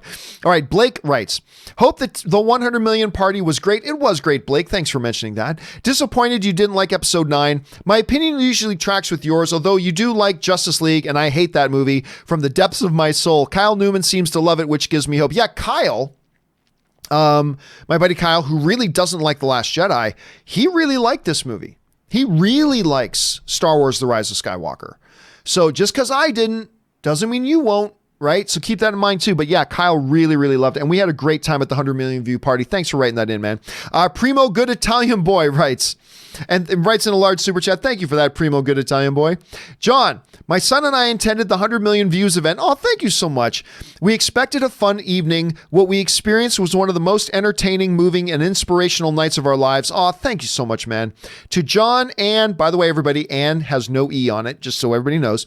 To John, Ann, Robert, Chris, Aaron, and R2D2 Joey Bishop, thank you. So what he's referring to is that Erin had her wonderful dog, Joey Bishop, and Joey was wearing an R2-D2 shirt, which was totally adorable. And honestly, I had such a great time, Primo. I had a wonderful, wonderful time, and being able to hang out afterwards and meet everybody and take pictures with everybody, and the stories that you guys told and the questions you asked, it was just it was a really, really big night for me. And I recently said it was my highlight of my year. I honestly think that night, the 100 million view event, was the highlight of my year. It was a really special night. And thank you to you and your son for coming. Thank you for being a part of what made that evening so great. I really enjoyed it immensely. And, you know, I was kind of floored. I then regretted not getting a bigger place, because I rented this theater and I didn't think we would even half sell it out. And we ended up selling the place out in 3 or 4 days. And we had like 130 seats in there or something like that. And it sold out immediately. And maybe next time we'll get a bigger theater. But thank you so much for being there. And thank you to everybody who was a part of that. I appreciate it very much. All right. Adrian writes, The Mandalorian episode 7 is the best one yet. I agree. OMG, simply amazing. If this is the type of direction Deborah Chow is bringing the Obi-Wan series, I'm hyped. Excellent work on the writing by Jon Favreau. Congrats on the 100 million views and the 200,000 subscribers. I 100% agree, Adrian. I watched that episode last night. You know, it's funny because I was a few hours late watching it because I didn't want to watch it without Anne. And I was talking to Harloff. Harloff and I were talking on the phone, and he's like, have you seen the new Mandalorian episode yet? And I'm like, no, but I've heard it's good. And he's like, it is the best of the series so far. I'm jumping up and down about it. So Harloff got me hyped about it. And then I finally had a chance to sit down and watch it. And loved every second, man. Loved every second. I'm glad you did too. Colby Harris writes, I'm going to Star Wars 9 Saturday, and later that day I am proposing to my girlfriend. Well, hopefully you're not using your real name here, Cole, because you just kind of spoiled it. I'm proposing to my girlfriend. I'm getting anxious. Wish me luck. Well, hey, listen, best of luck. And I hope you love Star Wars Episode 9, so you'll be in a great mood when you do it. Hopefully you didn't dislike it like me, and maybe that puts you in a little bit of a down mood. But best of luck on that. That is definitely anxiety. Just, I hope you didn't just spoil the surprise, because I don't know. What if somebody who watches the show knows you and knows your girlfriend? I don't know. I hope you didn't just spoil things, Colby, but best of luck, man. Sam O'Neill writes, it's 2:50 a.m. Just walked out of The Rise of Skywalker, and holy shit, I love that damn thing. That's awesome. I'm glad you liked it. I wish I had the experience you did. Obviously, I didn't. But I believe, listen, I think there's enough stuff in here that a lot of people are going to like it. The beats didn't work for me, but I'm glad they're working for some other people, and I'm glad you liked it, Sam. I'm glad you had a good time. And like I said, I'm going to go see it again tonight, even though I didn't like the movie. I'm going to see it again tonight for a third time. All right, Jacob Albert writes, greetings from the Czech Republic, John. Oh, thanks so much, man. Longtime fan of you since your AMC days. So I just finished the newest Mandalorian episode, and wow, my jaw is on the floor. Best episode so far. I can't wait to see what Deborah Chow will do with the Obi-Wan series. And I'm telling you what, I remember when we watched her first episode of Mandalorian that she directed, and all of us were like, wow, Obi-Wan is in good hands. But, you know, maybe it was a fluke. And now we saw this episode, The Reckoning, and it wasn't a fluke. She's that good. And I would highly encourage everybody to go on IMDb, look at her credit list of all the high A-list quality shows that she's been a director on. And you go back and watch some of the work that she's done. She's a solid director. And now she's going to be directing the entirety of the Obi-Wan series. She's not directing 1 or 2 episodes. She's directing the whole thing. And I think a lot of us, Jacob, I think we're all feeling really, really good about that show right about now because of the job she's done, which is just amazing. All right. Cy Krill writes, which actor, in your opinion, had the best performance this year? I think it's Joaquin Phoenix. He pulled a Daniel Day-Lewis in The Joker. I think it's between Phoenix and Driver for the Oscar. I don't see anyone else being a front-runner win. Your thoughts? I don't know that I put Joaquin as number 1. I think he's in the running, though. I don't think Joaquin Phoenix is dark horse for it, but I don't really see him in the running. Honestly, I'm going to throw out a name that I don't think a lot of people are talking about, and that's maybe right now, maybe Leonardo DiCaprio. Maybe DiCaprio. That's one that I would look at. Leo. Adam Driver is definitely a strong contender. He'll get the nomination for sure. I think Joaquin will definitely get the nomination. If you've seen me review Joker, you know I love the job that Joaquin Phoenix did, and he totally deserves an Oscar nomination and maybe even a win. I would not go so far as to say he pulled a Daniel Day-Lewis. He's not quite Daniel Day-Lewis, but he was very good in Joker, and I think he absolutely deserves a nomination. And again, if he wins, he may not get my vote. If I were a voting member, he may not get my vote to win. But if he does win, I'll have no complaints. No complaints if he wins. Because he was just so damn good. So damn good this year. All right. Anonymous writes in a $50 one, so I'll be answering this question on its own video a little bit later, so keep your eyes open for that, but I'll touch on it right now. And Anonymous writes, "Hey John, new fan here." Well, thank you so much for being a new fan. With the release of Star Wars The Rise of Skywalker, it got me thinking of why the prequels became so divisive. Seems obvious to me, no matter what the director/studio did, they had no choice but to end the trilogy's story in place for... Let me try this again. Seems obvious to me, no matter what the director/studio did, they had no choice but to end the trilogy's story in place for New Hope. Thoughts? So that no matter what they did, it had to be in a place that set us up for New Hope, which came later. I disagree. The prequels were poorly received because they're terrible, terrible movies. It's just that simple. They're awful, awful movies. Now, that is, of course, a subjective opinion. You may feel differently, and that's cool. But since you're asking me the question, I will give you my thoughts on it. The prequels are insufferably awful movies. And that was the problem. That's the problem. Everybody was excited. I mean, I didn't want them to do prequels. I would have rather them done sequels at the time. But they did prequels, and everybody was excited. You know, the first trailer came out, that poster, remember that poster of Anakin with the shadow he's casting as Vader? Like, whoa! Everybody loved it. Everybody was excited. People were buying tickets to go to movies they didn't even want to watch just so they could see the trailer of Star Wars The Phantom Menace. It didn't bother people at all that they were prequels. It didn't bother people at all. They were excited. They wanted to see this story and all this kind of stuff. And yeah, they were just horrible films, and I'm one of these guys that when I saw it, I mean, I talk about this all the time. When I first went to go see it, I was like, yay, that was great. But I was just fooling myself because then I went to go see it again and I saw it like 20 times, partially because I was working in a visual effects company at the time. And those were the greatest visual effects ever done in cinematic history at that time. But every time I would watch, it's like, oh, okay, no, that was really good. And then the next time, okay, well, it was good. And then I watched it again. It's like, I'm just kidding myself. This movie's terrible. Like after a while. And then the next prequel would come out and be like, yeah, no, this one was great. And then I'd see it again. Well, it was good. And then like by the third screening of Attack of the Clones, I'm like, oh God, no, who am I kidding? This movie's awful. And then the same thing happened with Revenge of the Sith. Although I will say that Revenge of the Sith is the least offensive of the prequel films.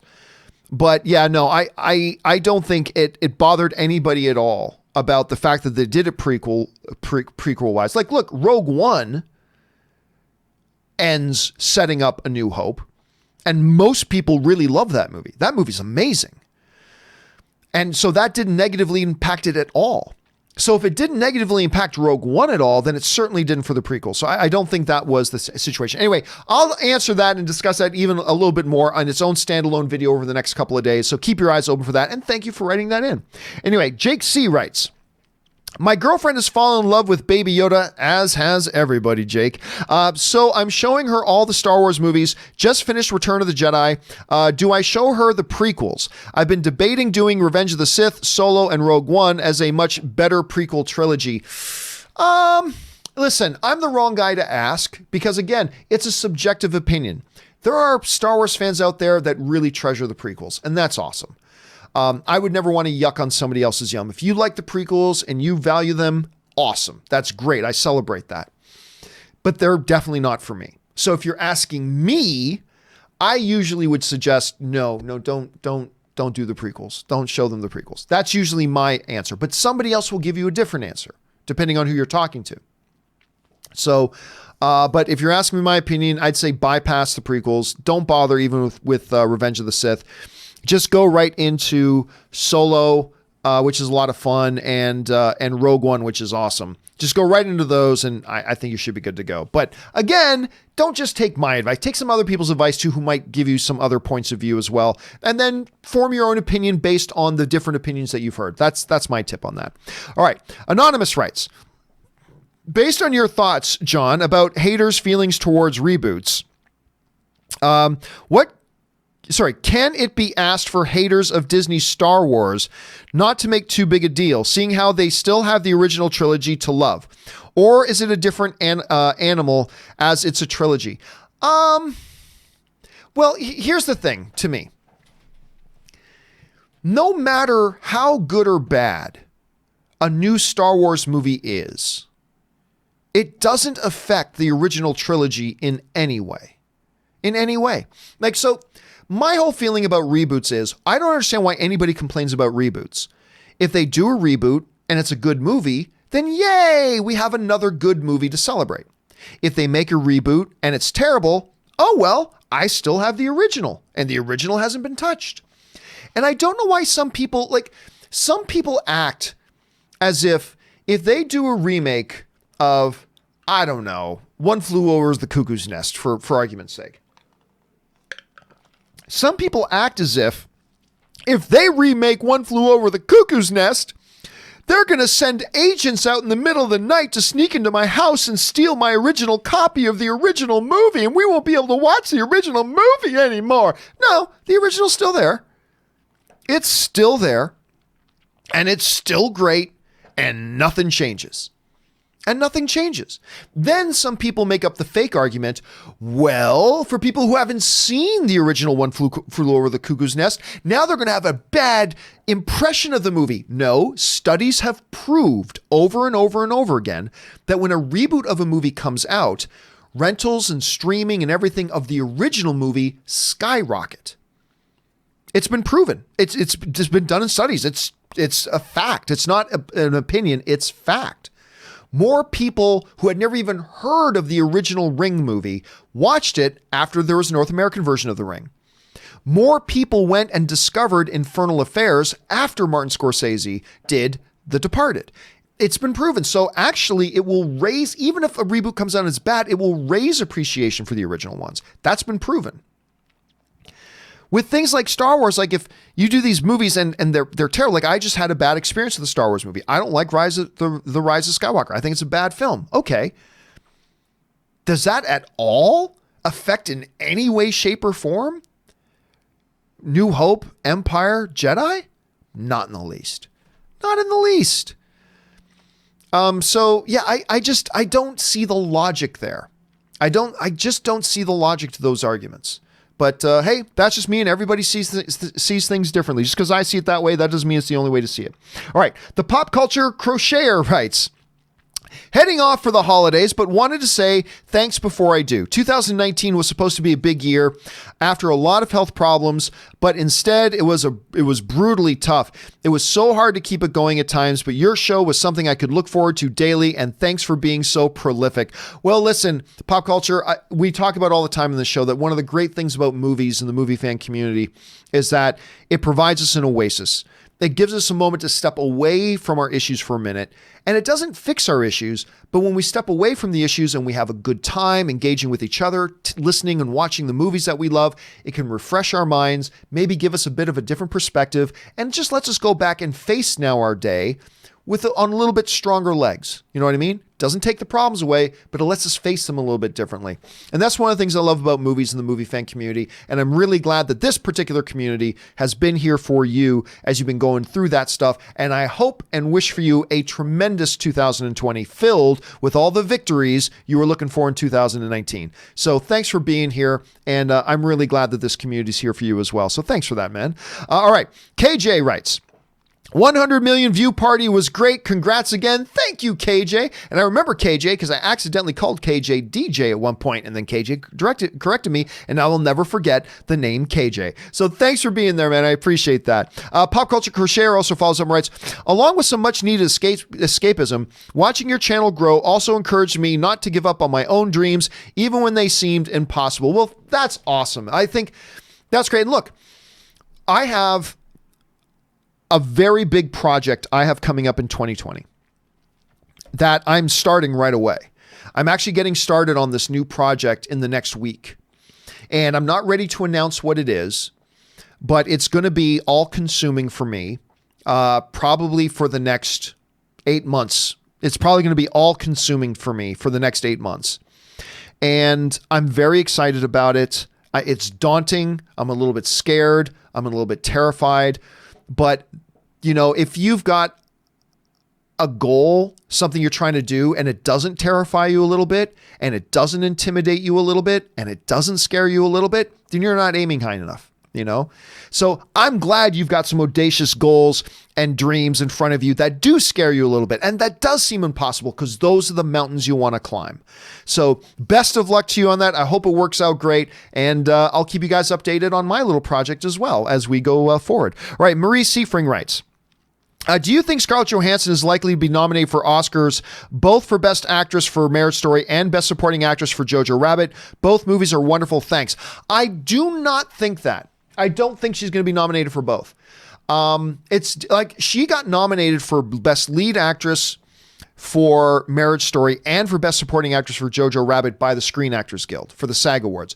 I don't think she's going to get a Best Supporting Actress nomination for the Academy Awards. I don't know that. Clearly, I don't know that. But I suspect she will get a nomination for Best Actress for Marriage Stories. I suspect she won't get it for Jojo Rabbit. I really liked her in Jojo Rabbit a lot. She's really good in it, and I love that movie. It's like my number 1 film of the year. It is my favorite movie of the year so far. But I don't see her getting a Best Supporting Actress nomination for it. And maybe she will. If she does, then the Oscars this year will be Scarlett Johansson's Oscars. I mean, for sure. All right. Pop Culture Crochet also follows up and writes, so thank you very much, Mr. Campea. I look forward to watching your show in 2020 and a very happy holidays to you and the John Campea Show crew, and happy holidays to you as well. I'm still trying to figure out a way. I still don't know when I'm going home. I usually have my plans all straightened out in travel plans, but I've had so much stuff going on. I don't even know when and if I'm getting a chance to go home for the holidays. I'm still working on it, but I hope you have a wonderful holiday season filled with friends and family as well. All right. Nosferatu writes, what did Kermit the Frog say at Jim Henson's funeral? He said, come on. He said nothing. Oh, come on. Richard Green writes, I love how Disney included Mandalorian in the Baby Yoda streaming series. Oh, yeah.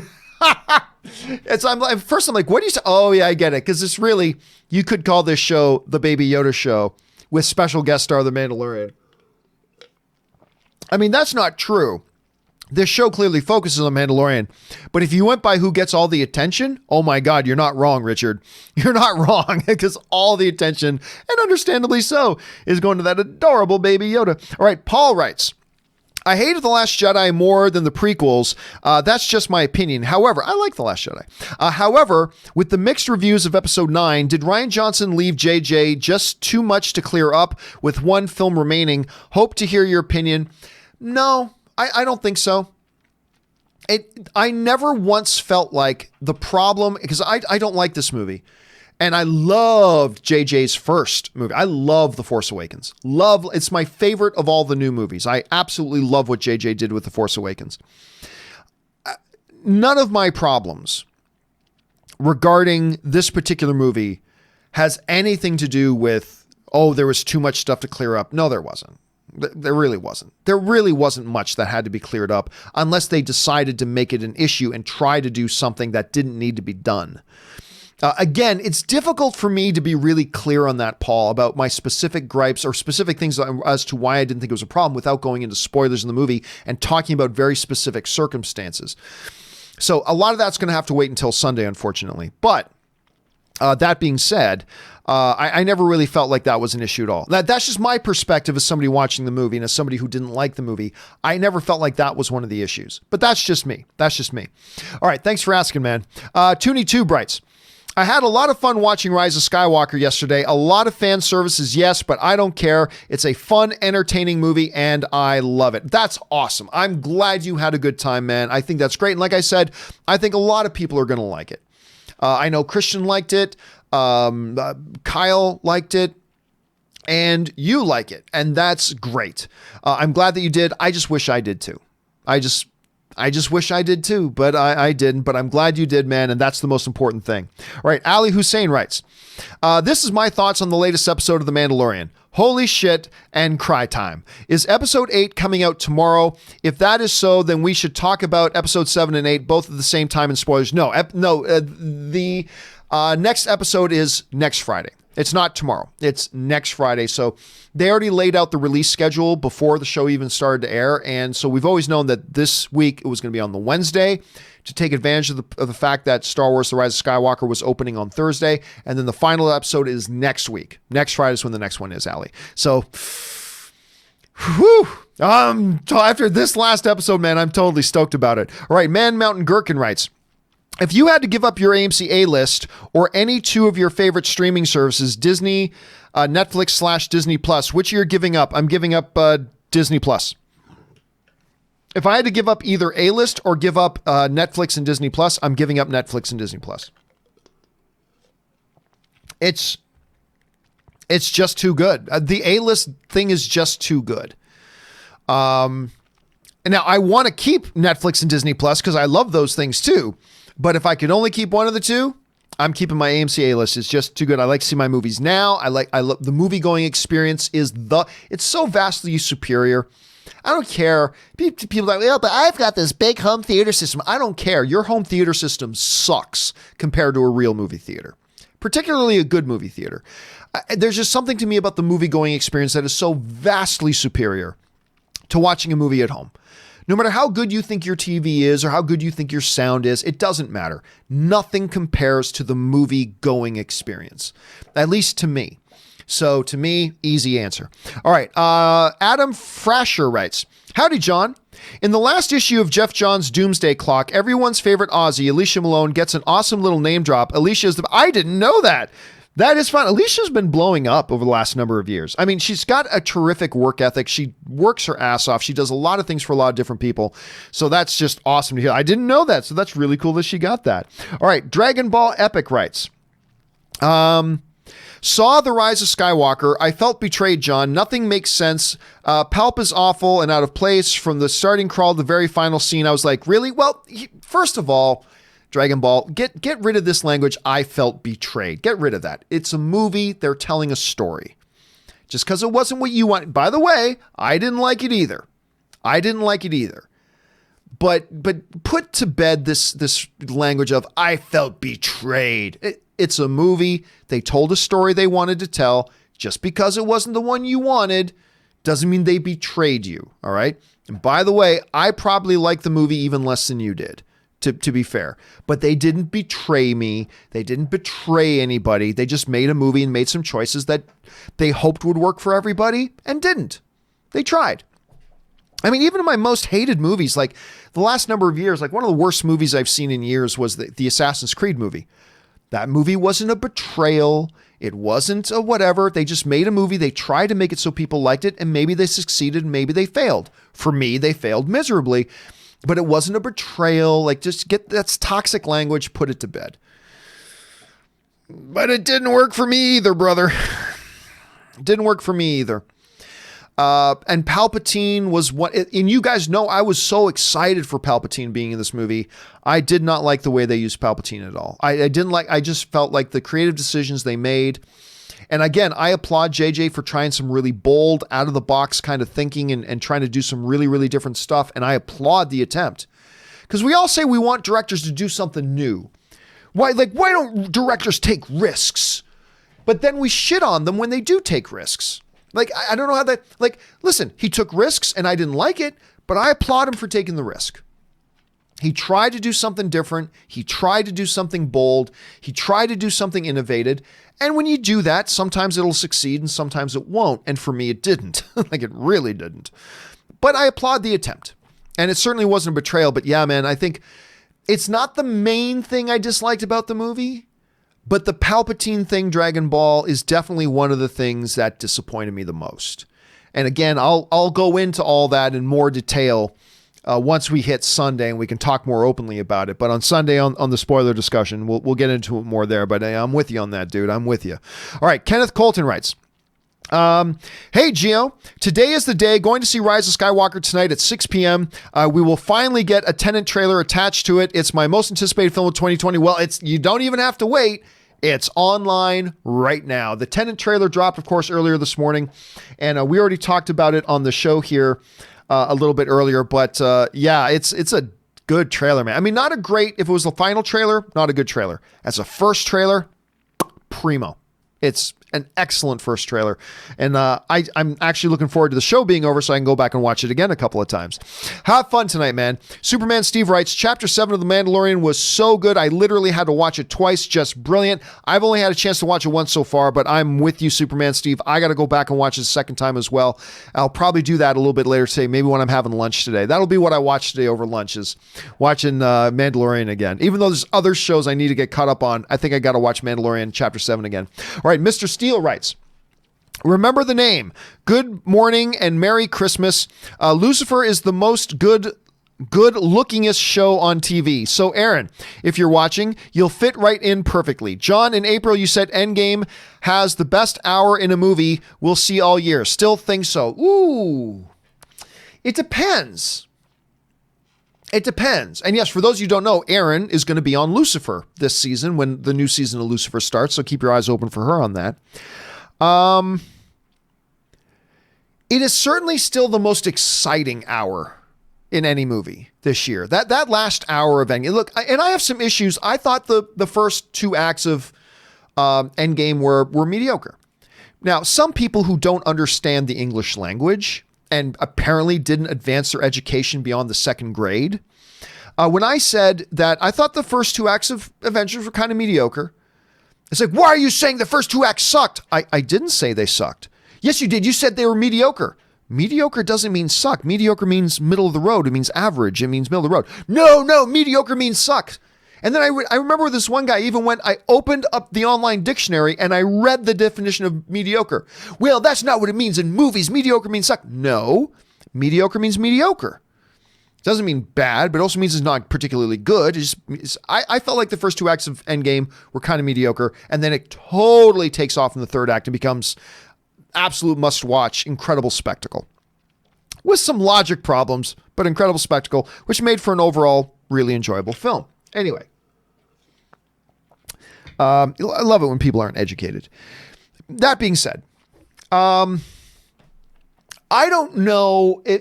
I definitely still feel like it is the most fun single hour because it's just all bombastic fan service.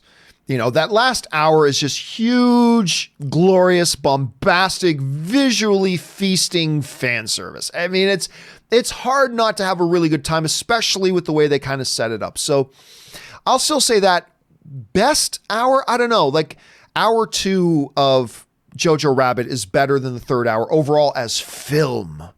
But in terms of pure fun, yeah, I don't know that there was a single hour or 45 minutes, however long you want to say it is. I don't know that there's a single hour or 45 minutes that gave as much sheer enjoyment as that final part, the big end battle of Avengers Endgame. I mean, it's just nuts. It's absolutely nuts. All right. I can't think of a good username writes, I just realized the Phantom Menace ending parade song is a happy speed up version of Palpatine's theme. No, I don't. Is that true? I've never thought that and I've never heard that. I will have to go and check that out, but I don't think that's true. Bum bum. Bum bum bum bum bum bum bum bum bum bum bum bum. That's Yub Nub. I'm hearing the drums. Man, I've never thought that, and I've never heard anybody say that. But now that you say it, I can't think of a good username. I'm going to have to go back and check it out because now you've got me completely intrigued. Robert Perez writes, the time is near. Star Wars on the big screen. I hope you have a great time when you go see it, man. Angela Dashner sends in a $50 tip. So obviously, Angela, I'm going to be answering your question in its own standalone video a little bit later, but let's read it right now. Just wanted to say thank you and wish you and Rob and everyone who is a part of the show a Merry Christmas. What is everyone's favorite Christmas movie? Mine is Miracle on 34th Street. That's a tough one to beat. I love both the old and the newer versions. Love that story. Mine is, of course, that old version of A Christmas Carol. We talked about that. That is the one, the Alastair Sims one, where that my mom would play that one every year. Like when I was younger, like every year that one was on.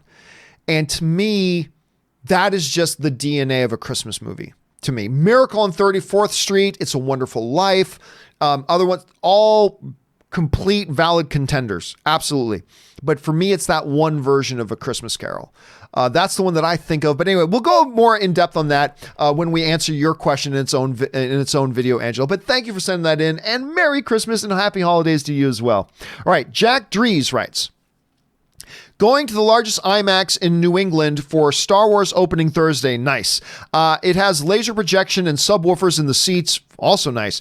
I have a showing at 6 p.m. The seating isn't reserved. Ugh.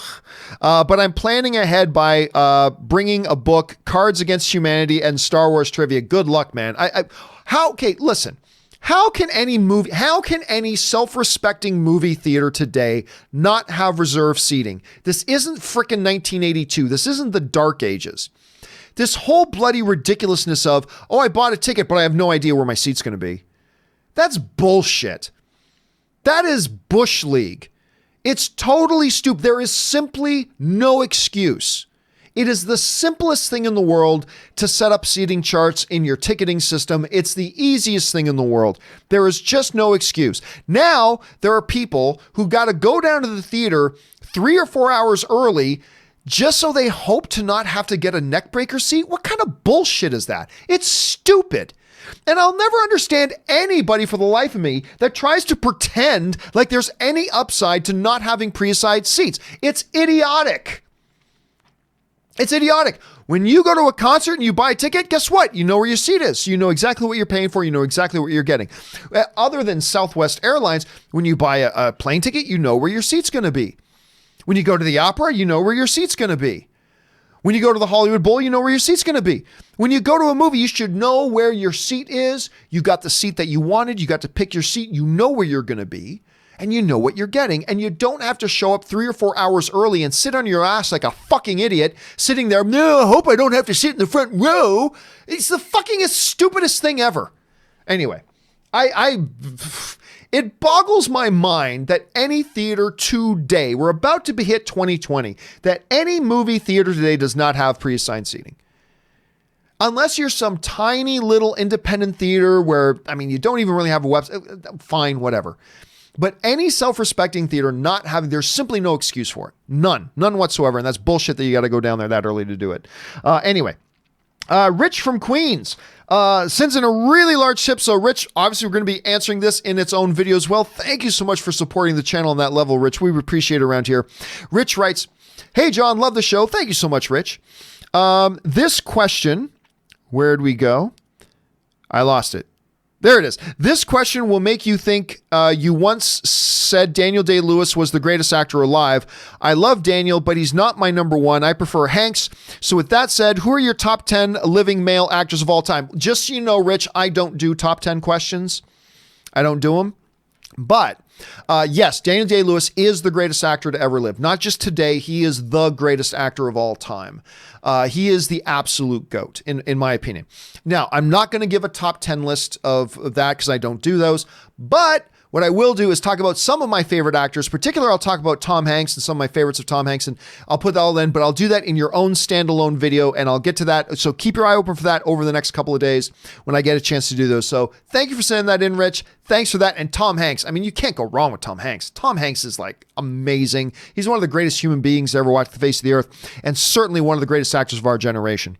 All right. Amir R. writes, just watch The Rise of Skywalker. Thought it was good in parts, but on the whole, I was rather underwhelmed. Felt like they didn't know what to do after the end of The Last Jedi, and so ended up with a lot of fan service and maybe righting some perceived quote-unquote wrongs from The Last Jedi. I don't disagree. I mean, to me, there were very many very straightforward, easy to do directions you could very easily go in after The Last Jedi and just execute them well and be great. They made some, again, I applaud JJ for what they were trying to do. I applaud him for being bold and going for really big and really bombastic, and I applaud it. But I thought they were missteps. And they simply didn't work.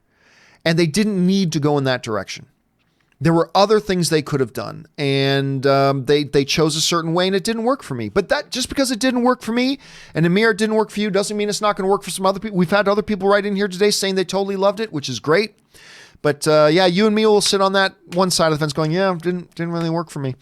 Chris Hamilton writes, Cats has a 17% of Rotten Tomatoes. The trailer looked bad, but ouch, 17. And actually, after reading some of the reviews, it's hard to believe that it even got as high as 17. Now, as of right now, as of this moment, it is still sitting at 17. I thought it had dropped, but I guess it didn't. It's still sitting at 17% after 89 reviews being written in. But it's just that the bad reviews are so bad. I'm actually kind of surprised it's as high as 17 as it is. But yeah, man, I mean, I guess every director has a bad day. And this is going to be, I had a lot of faith in this movie because of the director. But apparently this particular movie was his bad day at the office. All right. Mr. Steele writes, your breaks were seconds, then 2 minutes, then 3, now 4.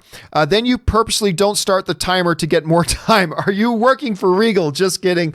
I waited to see Mandalorian episode 6 and 7 together, and oh my God, it's a good thing I can only type 255 characters with $5. Oh, you wait to see. Oh yeah, because 6 and 7 were both very strong. 7, obviously the top one. And now the reason just so you know, the reason I made the break 4 minutes was, well, when our breaks used to be the movie news feed, it would go 4 or 5 minutes sometimes. I made the break 4 minutes because I tried 2 and 3, and I was just finding I really didn't have time to get up, run downstairs, use the bathroom, refill my drink, get back up here without just running and sprinting and all that kind of stuff. So I decided, we'll make it 4 minutes, and 4 minutes has been perfect. 4 minutes gives you just the right amount of time and all this kind of stuff. But once in a while, when I bring up the clock, I also have to hit the start button. The clock doesn't start automatically when I bring it up. I got to hit the start button. And sometimes when we hit the break, I got to go to the bathroom so bad, or I'm so thirsty, or my throat's so sore, I forget to do the next step, which is hit start. So there've been 3 or 4 times when I've forgotten to hit the start button, and we'll go through the entire break with just the clock just saying 4 minutes and not changing. So that's on me. But yeah, man, these last couple of episodes of Mandalorian, especially coming off what I thought was a very, very weak episode 5. I mean, I just thought that episode was terrible. It was a throwaway episode, didn't need it at all, didn't do anything for the story, didn't do anything for the show. But man, they've recovered well. They've recovered really well. All right. RCast6 writes, John, no one cares about your Star Wars review. All we want to know is what you thought of Cats. Just kidding. Keep up the good work. Yeah. Obviously, the 100 million view party, all the Star Wars stuff. I didn't get a chance to see Cats. You know what? I'll tell you what. I might not go see it. I mean, hearing that it's this bad, I don't know that I'm going to see it at all. Now, just because a movie gets bad reviews, that doesn't normally deter me from still going out and see it. But I mean, I really like Tom Hooper, the director. And if it's that bad, I don't know if I want to go subject myself to that. I'm not saying 100% I'm not, but I might not even see it at all. But maybe I have to. Like tonight, I'm going to go see Star Wars again. Yes, I'm going to go see it for a third time. A movie I don't even like, but it's Star Wars. So there you go. I just know if I can bring myself to see Cats. I don't know. We'll have to wait and see. All right. Darth Impact writes, with the not so good reception of Star Wars, The Rise of Skywalker, is it time to start plucking stories from legends? No, absolutely not. It's the problem has been execution. At least with this one. Look, The Force Awakens is awesome. Force Awakens is awesome. Rogue One is great. Solo is quite good, and I like The Last Jedi. I have problems with The Last Jedi. I acknowledge some problems in The Last Jedi. When I first came out of theater, I talked about some of the issues I had with The Last Jedi, but I still like it overall. So to me, Star Wars is fine. This movie was not so good, but it's about the execution and all that kind of stuff. So it really doesn't matter. No, they should not pluck more stories from Legend. Because listen, I know a lot of people don't like it when I say this, but it's the truth. 80+% of the Legends material sucks. Yeah, you got The Last Command, and there's a couple of Rogue Squadron ones that are pretty good, and there's the odd one that's not bad. But for the most part, man, a lot of that Legend stuff was absolute insufferable crap. Just horrible, horrible stuff. There's some diamonds in there. There are absolutely some diamonds in there. But no, the answer is not to go back into that. The answer is just come up with some good stories and just move forward and then execute well. That's the key. Execute well. That's what it's all about. Couch Talk writes, Rob's review of the series finale of Watchmen. Well, you can hear him talk about that on the new episode of the Weekly Hero podcast. It is now up and online. Go subscribe to it on iTunes or Spotify or Google Podcasts, whatever you use. Go subscribe to it, rate it, review it, all that kind of stuff. Go do that stuff right now. And on this newest episode that we just put up last night, Rob and I do talk about the season finale of Watchmen in great depth, as a matter of fact. So you can go check that out there. Thank you for asking. All right. Let's see here. Darth Impact writes, thank you, John, for all you do. The best movie pundit with the most positive movie fandom on YouTube. We love what you and your crew do. Happy holidays to everyone. Thank you so much, Darth Impact. We appreciate that. And yeah, listen, Robert and I talk about this all the time. We love movies. And even when we don't like a movie, or maybe even hate a movie, we're still fans of movies and still in awe of people who make movies, even when they turn out to be movies that we don't like. So I can hate a movie or dislike a movie, whatever, but I still like being positive. I love talking about the things I love, and when things come along that I don't, whether it's prequels or whether it's Light Between Oceans or whether it's Wrinkle in Time or whether it's the new Mary Poppins or whether it's Assassin's Creed or whether it's this Star Wars movie. I am still really positive about movies and I still like talking positively. And again, if you got to understand the subjectivity of movies, just because you don't like a movie doesn't mean other people won't. And there aren't still good things in there. And I don't like this Star Wars movie. Sue me. I know there are a lot of people online very upset at me that I didn't like this new Star Wars movie. Oh, well. I had people online very upset with me that I did love Star Wars, that I did like the last Star Wars movie. Oh, well, I don't care. I just don't understand the harsh, toxic negativity that people want to bring. But, that means there are going to be movies we like and movies we don't like, but I still just a big fan of movies, man. I'm just a big fan of movies. So thank you for being part of that community, Darth Impact. And here's looking forward to all the movies coming in 2020. All right, Couch Talk. We just got a few minutes left here, guys. Couch Talk writes, I would love to see Quentin Tarantino make a 1940s detective story. That would be interesting, actually. He's got the perfect writing for a fast-talking detective. He can make a conversation in a room questioning someone so exciting. He's got a great sense of epic shootouts. Thoughts on this? Oh, absolutely. I don't think he's going to do that. But the idea...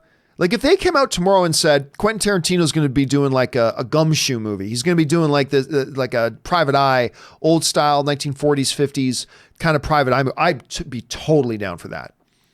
Two of the best guys in the business are very, very different, but two of the best guys in the business at writing just dialogue, and they're very different from each other, but it's Quentin Tarantino and Kevin Smith. Both of these guys have very unique, but very engaging and awesomely entertaining pure dialogue. Like I can sit down and watch full scenes in movies that these guys do of just two characters talking back and forth. That's it. Just talking back and forth for like 20 minutes. I can totally get into it because they're both so good at writing dialogue. So I like the idea. All right. Slim Trav writes, what's worse, Brothers Grimsby, Zoolander 2, or Holmes and Watson? In my opinion, Grimsby still have nightmares of that scene with Conan strung inside. No, I got to go Zoolander 2. But the reason I go Zoolander 2 is there's a little bit of bias to that. It's just because on top of it just being a truly horrible movie, I love the original Zoolander. So the fact that Zoolander 2 is not only in and of itself a really terrible movie, the fact that it comes off of one of my favorite movies just makes it extra heartbreaking.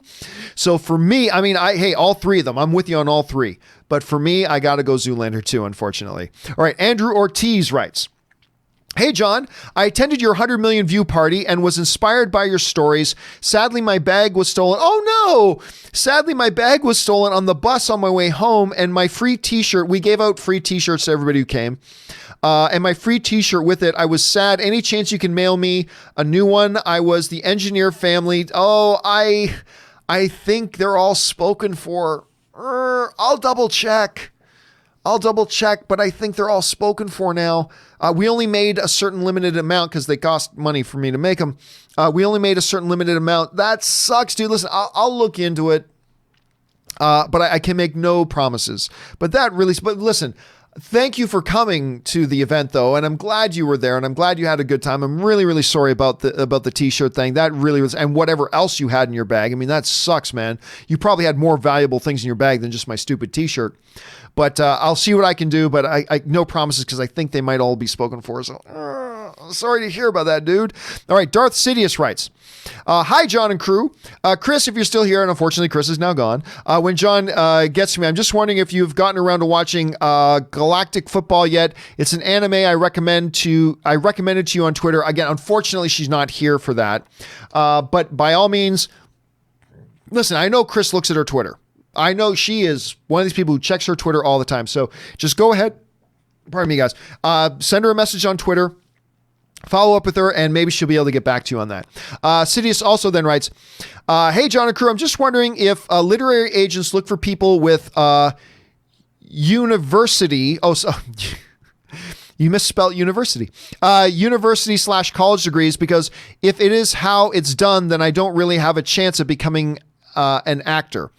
Well, getting a literary agent has nothing to do with being an actor.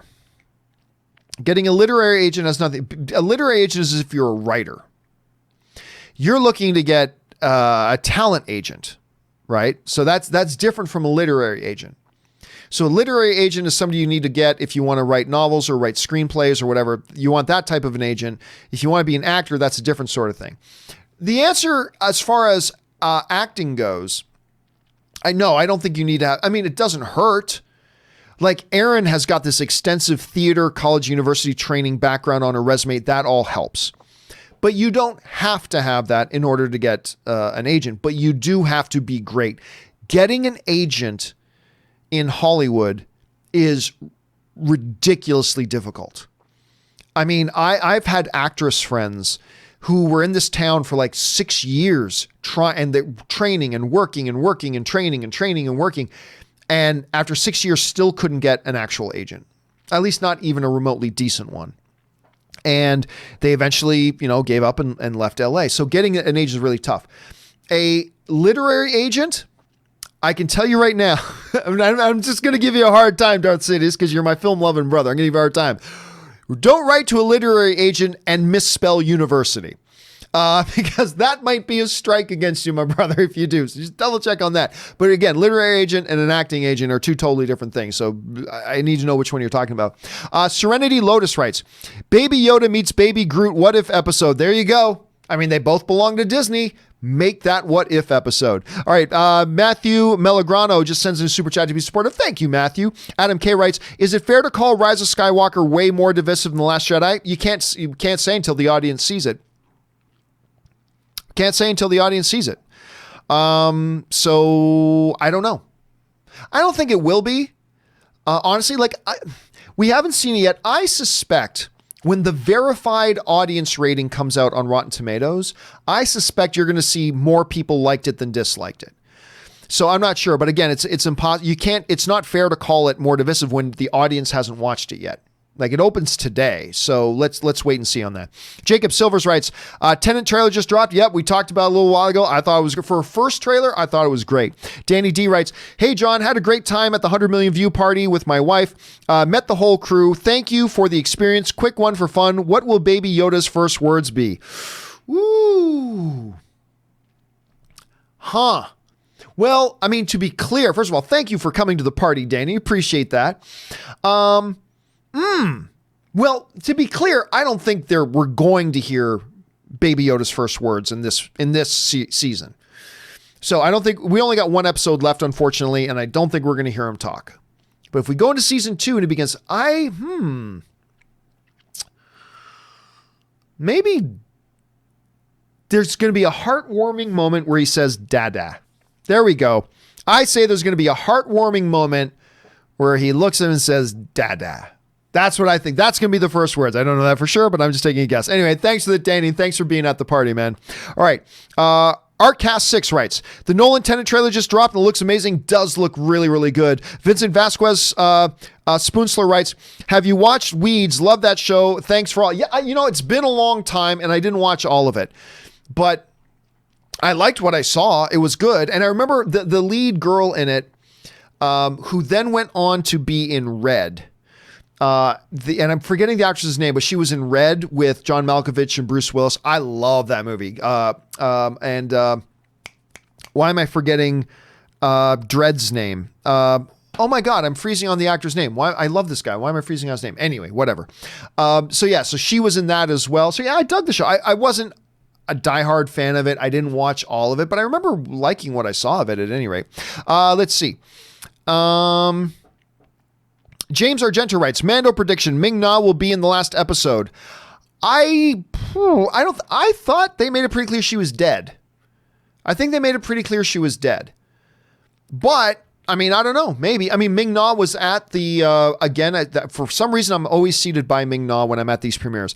But Ming-Na was there at the Rise of Skywalker premiere, so maybe she's still alive? I don't know. It's an interesting guess. Blake writes, Chapter 7 was not only my favorite episode, is one of my favorite Star Wars things in general in years, and it sets up a finale directed by one of my favorite directors currently working, so yeah, they are nailing this for me. By the way, who's directing the last one? Is it Taika? Wait a second. Who is the director for the Mandalorian episode 8? Is it Taika? I'm not really sure. I don't know off the top of my head who it is, so I don't know who it is you're talking about. Sorry. But yes, I loved the episode. It was fantastic. And the ending of that episode, somebody might as well just thrust their hand in my chest and pulled out my heart. Oh my God. Anyway, let's see. Anonymous writes, hey, John and crew, love the show. Thank you so much. Just saw the first trailer for Tenet and it looks good. It looks great. Great first trailer. The movie is still forever away. It's over a half a year away still, but yeah, it looked really good. Jack Dries writes, I saw Cats. I let out a thank gosh as it ended. Really? Yeah, the reviews, Jack, did not sound so good. Doesn't sound like you loved it all that much either. Domingo Gires writes, hey, John, huge longtime fan and first super chat. Thank you so much, Domingo. Now that we've seen Gina Carano acting a bit more, do you feel her acting's come a long way? Think we will see her in more after this? I'll say this.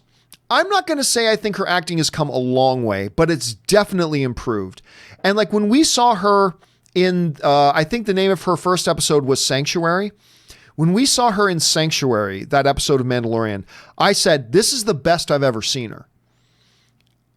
And I think she was even better in this episode, episode 7, The Reckoning. I thought she was even better in this. So I'm not going to say she's come a long way, but she is this is what you want to see in your performers. Constant improvement. And I think we just got the best Gina Carano we've ever seen. And yeah, I think we'll see her more. I guess she is not ready to lead anything. She's not ready to be the lead actress of anything. But if she continues doing stuff like this and keeps getting better, she could get there. She should get there. I quite liked her in this, as a matter of fact. All right. Let's see here. That was Jack. All right. Domingo Gires also writes and sends in a really large super chat. Thank you for supporting the channel on that level, man. We appreciate that around here. Domingo writes, hey, John, huge longtime fan and first super chat. Oh, that was Gina Carano. Sorry, I already did that. But hey, I'll say it again. Better than she's ever been. I do think we'll see her more, but she's not quite ready to lead her own series quite yet. But I do hope she gets more. Big Coop 76 writes, hey, John, I know you weren't crazy about the Rise of Skywalker, but are you going home for Christmas to watch it with your family? I know it's a tradition for you. I am trying. It's been very hard. because not only have things been crazy with the channel and with all the Star Wars stuff, Ann and I are also house hunting right now, which is taking up a lot of our time. And I've got this new project that I'm starting this week that is going to take up most of my upcoming year that I'm not making any announcements about or talking about very much right now. Don't get me wrong. I'm not about to do a project with Disney. There's nothing huge like that. It's just a personal thing for me. I'm not even 100% sure I'm going to get to go home this Christmas. I'm still working on it. I hope I get to go because I do want to keep on that tradition of taking my family to go see the new Star Wars. So fingers crossed, fingers crossed. Shame Roxas writes, Star Wars, we're getting some pretty bad reviews. What are we going to do? Cats, hold my beer. Yeah, that's pretty much it. And by the way, keep in mind, as of right now, the majority of the reviews are positive. 59% means most of the critics like it. Not a huge majority, but more critics like it than don't. And I think, again, I don't know this for sure, but I think when the verified user ratings come out on Rotten Tomatoes, I think that will also be more people will like it than don't. I am not one of those people. I dislike this movie. I'll go more into details as to why I dislike this movie and I didn't like it on the spoiler review, but I do think most people will. I'm just not one of them, unfortunately. Wolverine38 writes, my son and I watch you during lunch. He's 1 today. Oh, that's happy birthday to your son, man. And that's called some good parenting, Wolverine38. That is called some good parenting. Thanks for making me a part of your day, man. I appreciate that. All right, CO2 just sends in a super chat to be supportive. Thank you, CO2. I appreciate that. Sean Richardson writes, great job with your show. Did you find any of your initial views changed on Rise of Skywalker upon second viewing? Perhaps discovering more that you missed. Okay, so here's my basic thought. The way I describe it is that when I saw The Rise of Skywalker for the second time, I disliked it a little bit less. Specifically, the things I didn't like in the movie, I still dislike just as much as I disliked it before. I found that the things I liked in the movie, I appreciated and liked a little bit more. Still dislike the same stuff, and I still dislike that stuff just as much. But I found the things I enjoyed in the movie, I was able to enjoy a little bit more. Overall, I still don't like this movie. But I did dislike it a little bit less the second time around. Maybe I will again the third viewing, but I don't expect it's going to be minuscule movements up or down. It's not going to change. I've seen the movie twice now. I know I don't like it, but hopefully I'll get a little bit more enjoyment out of it my third time watching it, which will be tonight. Mr. Lee writes, the best film I saw this decade is The Portrait of a Lady on Fire. I'm hearing a lot of people talking about this one. The film haunts me every day in a good way. Why is this movie getting no love for any awards? Cinematography, direction, acting, costume design, we're all deserving of nominations. Well, that's the thing about movies, Mr. Lee. Now, I can't speak directly to it, but I will say this. I mean, that's your opinion that it did. Other people saw it and apparently didn't feel the same way. And by the way, you can have a great movie and still not be one of the best or be considered one of the best. But again, it's hard for me to speak more directly to it. All I know is that I thought the trailers were haunting, especially the two female leads. I thought the trailer looked haunting, and I mean that in a very, very positive way. But I can't really speak more directly to it. All I can say is that, well, apparently other people watch it and didn't feel as good about it as you did. So, but until I see it, I can't speak more directly to it. But good on you for bringing attention to that movie. Xander Brigman writes, hated Rise of Skywalker, walked out 25 minutes into the second viewing. Well, I have a hard time believing that, Xander, because how did you see it a second time? So I don't know that I buy that. But hey, whatever. I didn't like it either. Just so you know. Tall Dude 3231 writes, hey, John, Rise of Skywalker tonight with my Vin Diesel voice family. Can't wait for it. Also, this marks for me 20 years of being cancer-free. Congrats. That's awesome, man. I wish Erin was here right now because she's also a cancer survivor. Leukemia since I was a kid. Reason why Star Wars means so much. Return of the Jedi was the movie that gave me hope. Thank you, John, for everything you do. Oh, thank you so much, man. And listen, it's especially great when you have like a film series like Star Wars that you have like such a direct connection to. Like me, it's the first earliest memory I ever have is seeing Star Wars. And now going with my mom every chance I get is a tradition. I have that connection to it. When you can have a connection to it like the way you do, that's awesomely special, and that's great. So thanks for sharing that, man, and I hope you have a much better time than I did. I hope you have a fabulous time with the movie and really get to enjoy yourself. All right, guys, I know we're running super late here, but we didn't have a show yesterday, so I'm going to try to get through all the questions here today. Thomas writes, really large super chat. Thank you for the support, man. We appreciate that around here. Thank you very much. That's really generous. Writes, just want to thank you for a great show and for helping me through a hard period. Oh, thanks so much, man. And really, it's the community that we get to be movie fans. We get to talk about movies. We get to love the things we love, don't love the things we don't love, whatever, but we get to do it and it's fun. And it's just the art of storytelling, and movies are just so great. And we get to rally around them like that. And I'm glad having a community like this has been helpful to you. I think that's awesome. And I think it speaks to the power of movies and storytelling and the community of fans who love them. I think it speaks a lot to that. So thank you, Thomas, for being here and being a part of it. And I'm glad that this show has been a part of the things that's helped you navigate your way through it. And I hope it continues to be. So thank you so much for saying that, Thomas. It means a lot. It really does. All right. Darth Devo Knievel writes, maybe Lucasfilm should have made each film 3 years apart. Lots of problems could have been fixed. That's not the issue. I think, listen, they each had a lot of time to make their movies. It's not about, they still would have chosen to go in the direction that they chose to go. JJ still would have gone in the direction he chose to go. It's not like, oops, I made a mistake, I got to fix it. No, this is the movie he wanted to make. And I applaud him for it. It's a Herculean task to try to make a Star Wars movie. I would never do it. But it is what it is. You know, I don't think giving him another year would have changed. He had years to make this movie. I think he made the movie he wanted to make, and it still would have been this movie had they made it come out 3 years from now. 3 years from now, I should say. So I don't know that would have changed a thing. That Norwegian guy writes, I want a Star Wars movie directed by David Lynch. Basically, Lucasfilm going, you want weird and different? Here you go. Yeah, I think that would... Listen, I'd be fascinated to see that, but I also think, unfortunately, it would make a lot of people unhappy. I think it would make a lot of people unhappy.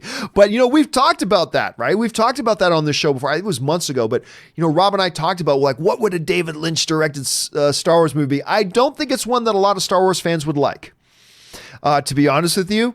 But it would be trippy to see. It would absolutely be trippy to see, Norwegian guy. All right, Philip Carbon writes, my most anticipated movie in no particular... By the way, guys, Darth Sidious is the last question we're going to take. Please don't send in any more because we're going to wrap up today's show. Philip Carbon writes, my most anticipated movies in no particular order are Venom 2. Cannot wait to see that. I love the first one. Black Widow, Bad Boys 3. I wish I was excited about that one. I'm not. Wonder Woman 2, Godzilla vs. Kong, and Fast 9. I got some big question marks about Godzilla vs. Kong. Just because I didn't like Godzilla King of the Monsters. I wish I did. I was excited for it and I didn't like it. And the fact that they just pushed this movie back like 8-9 months does not scream confidence to me. So I don't know. I got some questions, but yeah, Venom 2. I wasn't excited about Black Widow at all until I saw the new trailer. And then I'm like, okay, I'm on board for this. Wonder Woman 2, I'm definitely on board for. Not so much Bad Boys 3 and Fast 9. Always down to see a good, wacky, crazy Vin Diesel Fast and Furious movie, so I'm down for that as well. All right, Ben Rayner writes, over under 35%, the boots at the end of episode 5 of Mandalorian was Boba Fett. 3-episode... The episode took place on Tatooine. It would be nice for he's alive debate to end. Oh, it would end the debate, wouldn't it? I'm not going to give an over-under on that. And the reason I'm not going to give an over-under on that is because Harloff and I teased this a couple months ago. I have known for a fact whether or not Boba Fett is in the Mandalorian series. I've known for months. And so, well, which one is it, John? Is it or isn't? I'm not going to say. I just know what the answer to the question is. So I'm not going to be disingenuous and give an... I've tried to play stupid for it for a few weeks, but it's like, the fact of the matter is I know what I know. I don't know exactly what happens in the next episode. I don't. That I don't know. I don't know specifics of the episodes, nothing like that. But Harloff and I have both known for months about the answer to the question of, is Boba Fett in this or isn't he? Because there were some rumors he was, there were some rumors he wasn't, all that kind of stuff. We've known what the answer is because of who we talked to. For sure we know what the answer is, so I'm not going to give an over and under in that. You're just going to have to wait and see. Darth Sidious writes, final question of the day. I meant to put only, and then Benny slipped one in anyway. I meant to put only in my last super chat, John. I meant to put only in my, I unfortunately have no idea what we're talking about, Darth Sidious. Sorry about that, brother. Benny S. then writes, we'll take this last one, even though I asked for no more. Benny S. writes, hey, John, as a vocal hater of the Star Wars prequels and being disappointed with The Rise of Skywalker, I have to ask, which did you prefer? Revenge of the Sith or The Rise of Skywalker? Just getting an idea of what to expect before I watch it on Monday. Thanks, dude. Well, it's too soon for me. It's too soon. I just saw the movie a couple days ago. To put it into a historical context now compared to a movie that came out so many years ago, like Revenge of the Sith, I don't know. I have an idea, but like if I forced myself to answer it right after I saw the movie, right after I saw Rise of Skywalker, I would have said, I think I prefer The Rise of Skywalker over Revenge of the Sith. If I were forced to give an answer today, I might say that I actually prefer Revenge of the Sith over The Rise of Skywalker.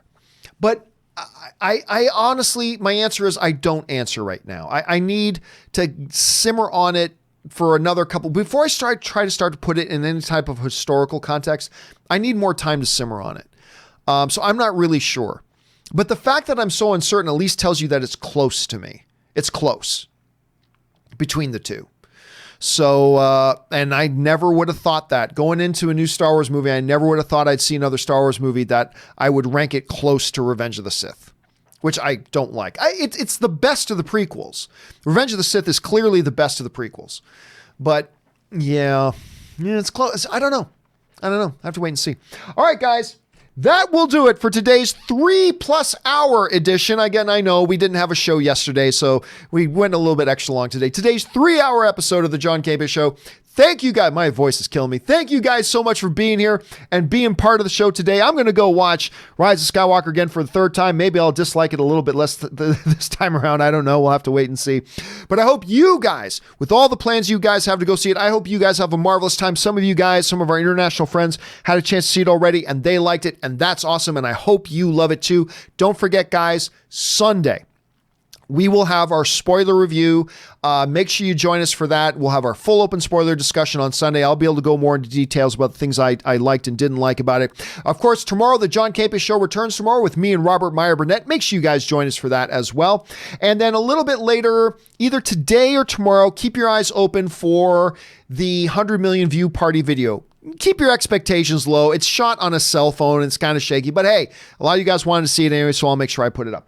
That will do it for me for now, guys. Thank you so much for being here. Don't forget, guys, please, even if you don't intend to listen to it for the few more weeks, open up your podcast app of choice, whether it's iTunes, whatever. Go subscribe to the Weekly Hero podcast, rate it, comment on it, all that sorts of good stuff. That would help us out greatly if you did. That'll do it for me for now, guys. Thanks a lot for being here. My name is John Campea, and until next time, bye-bye.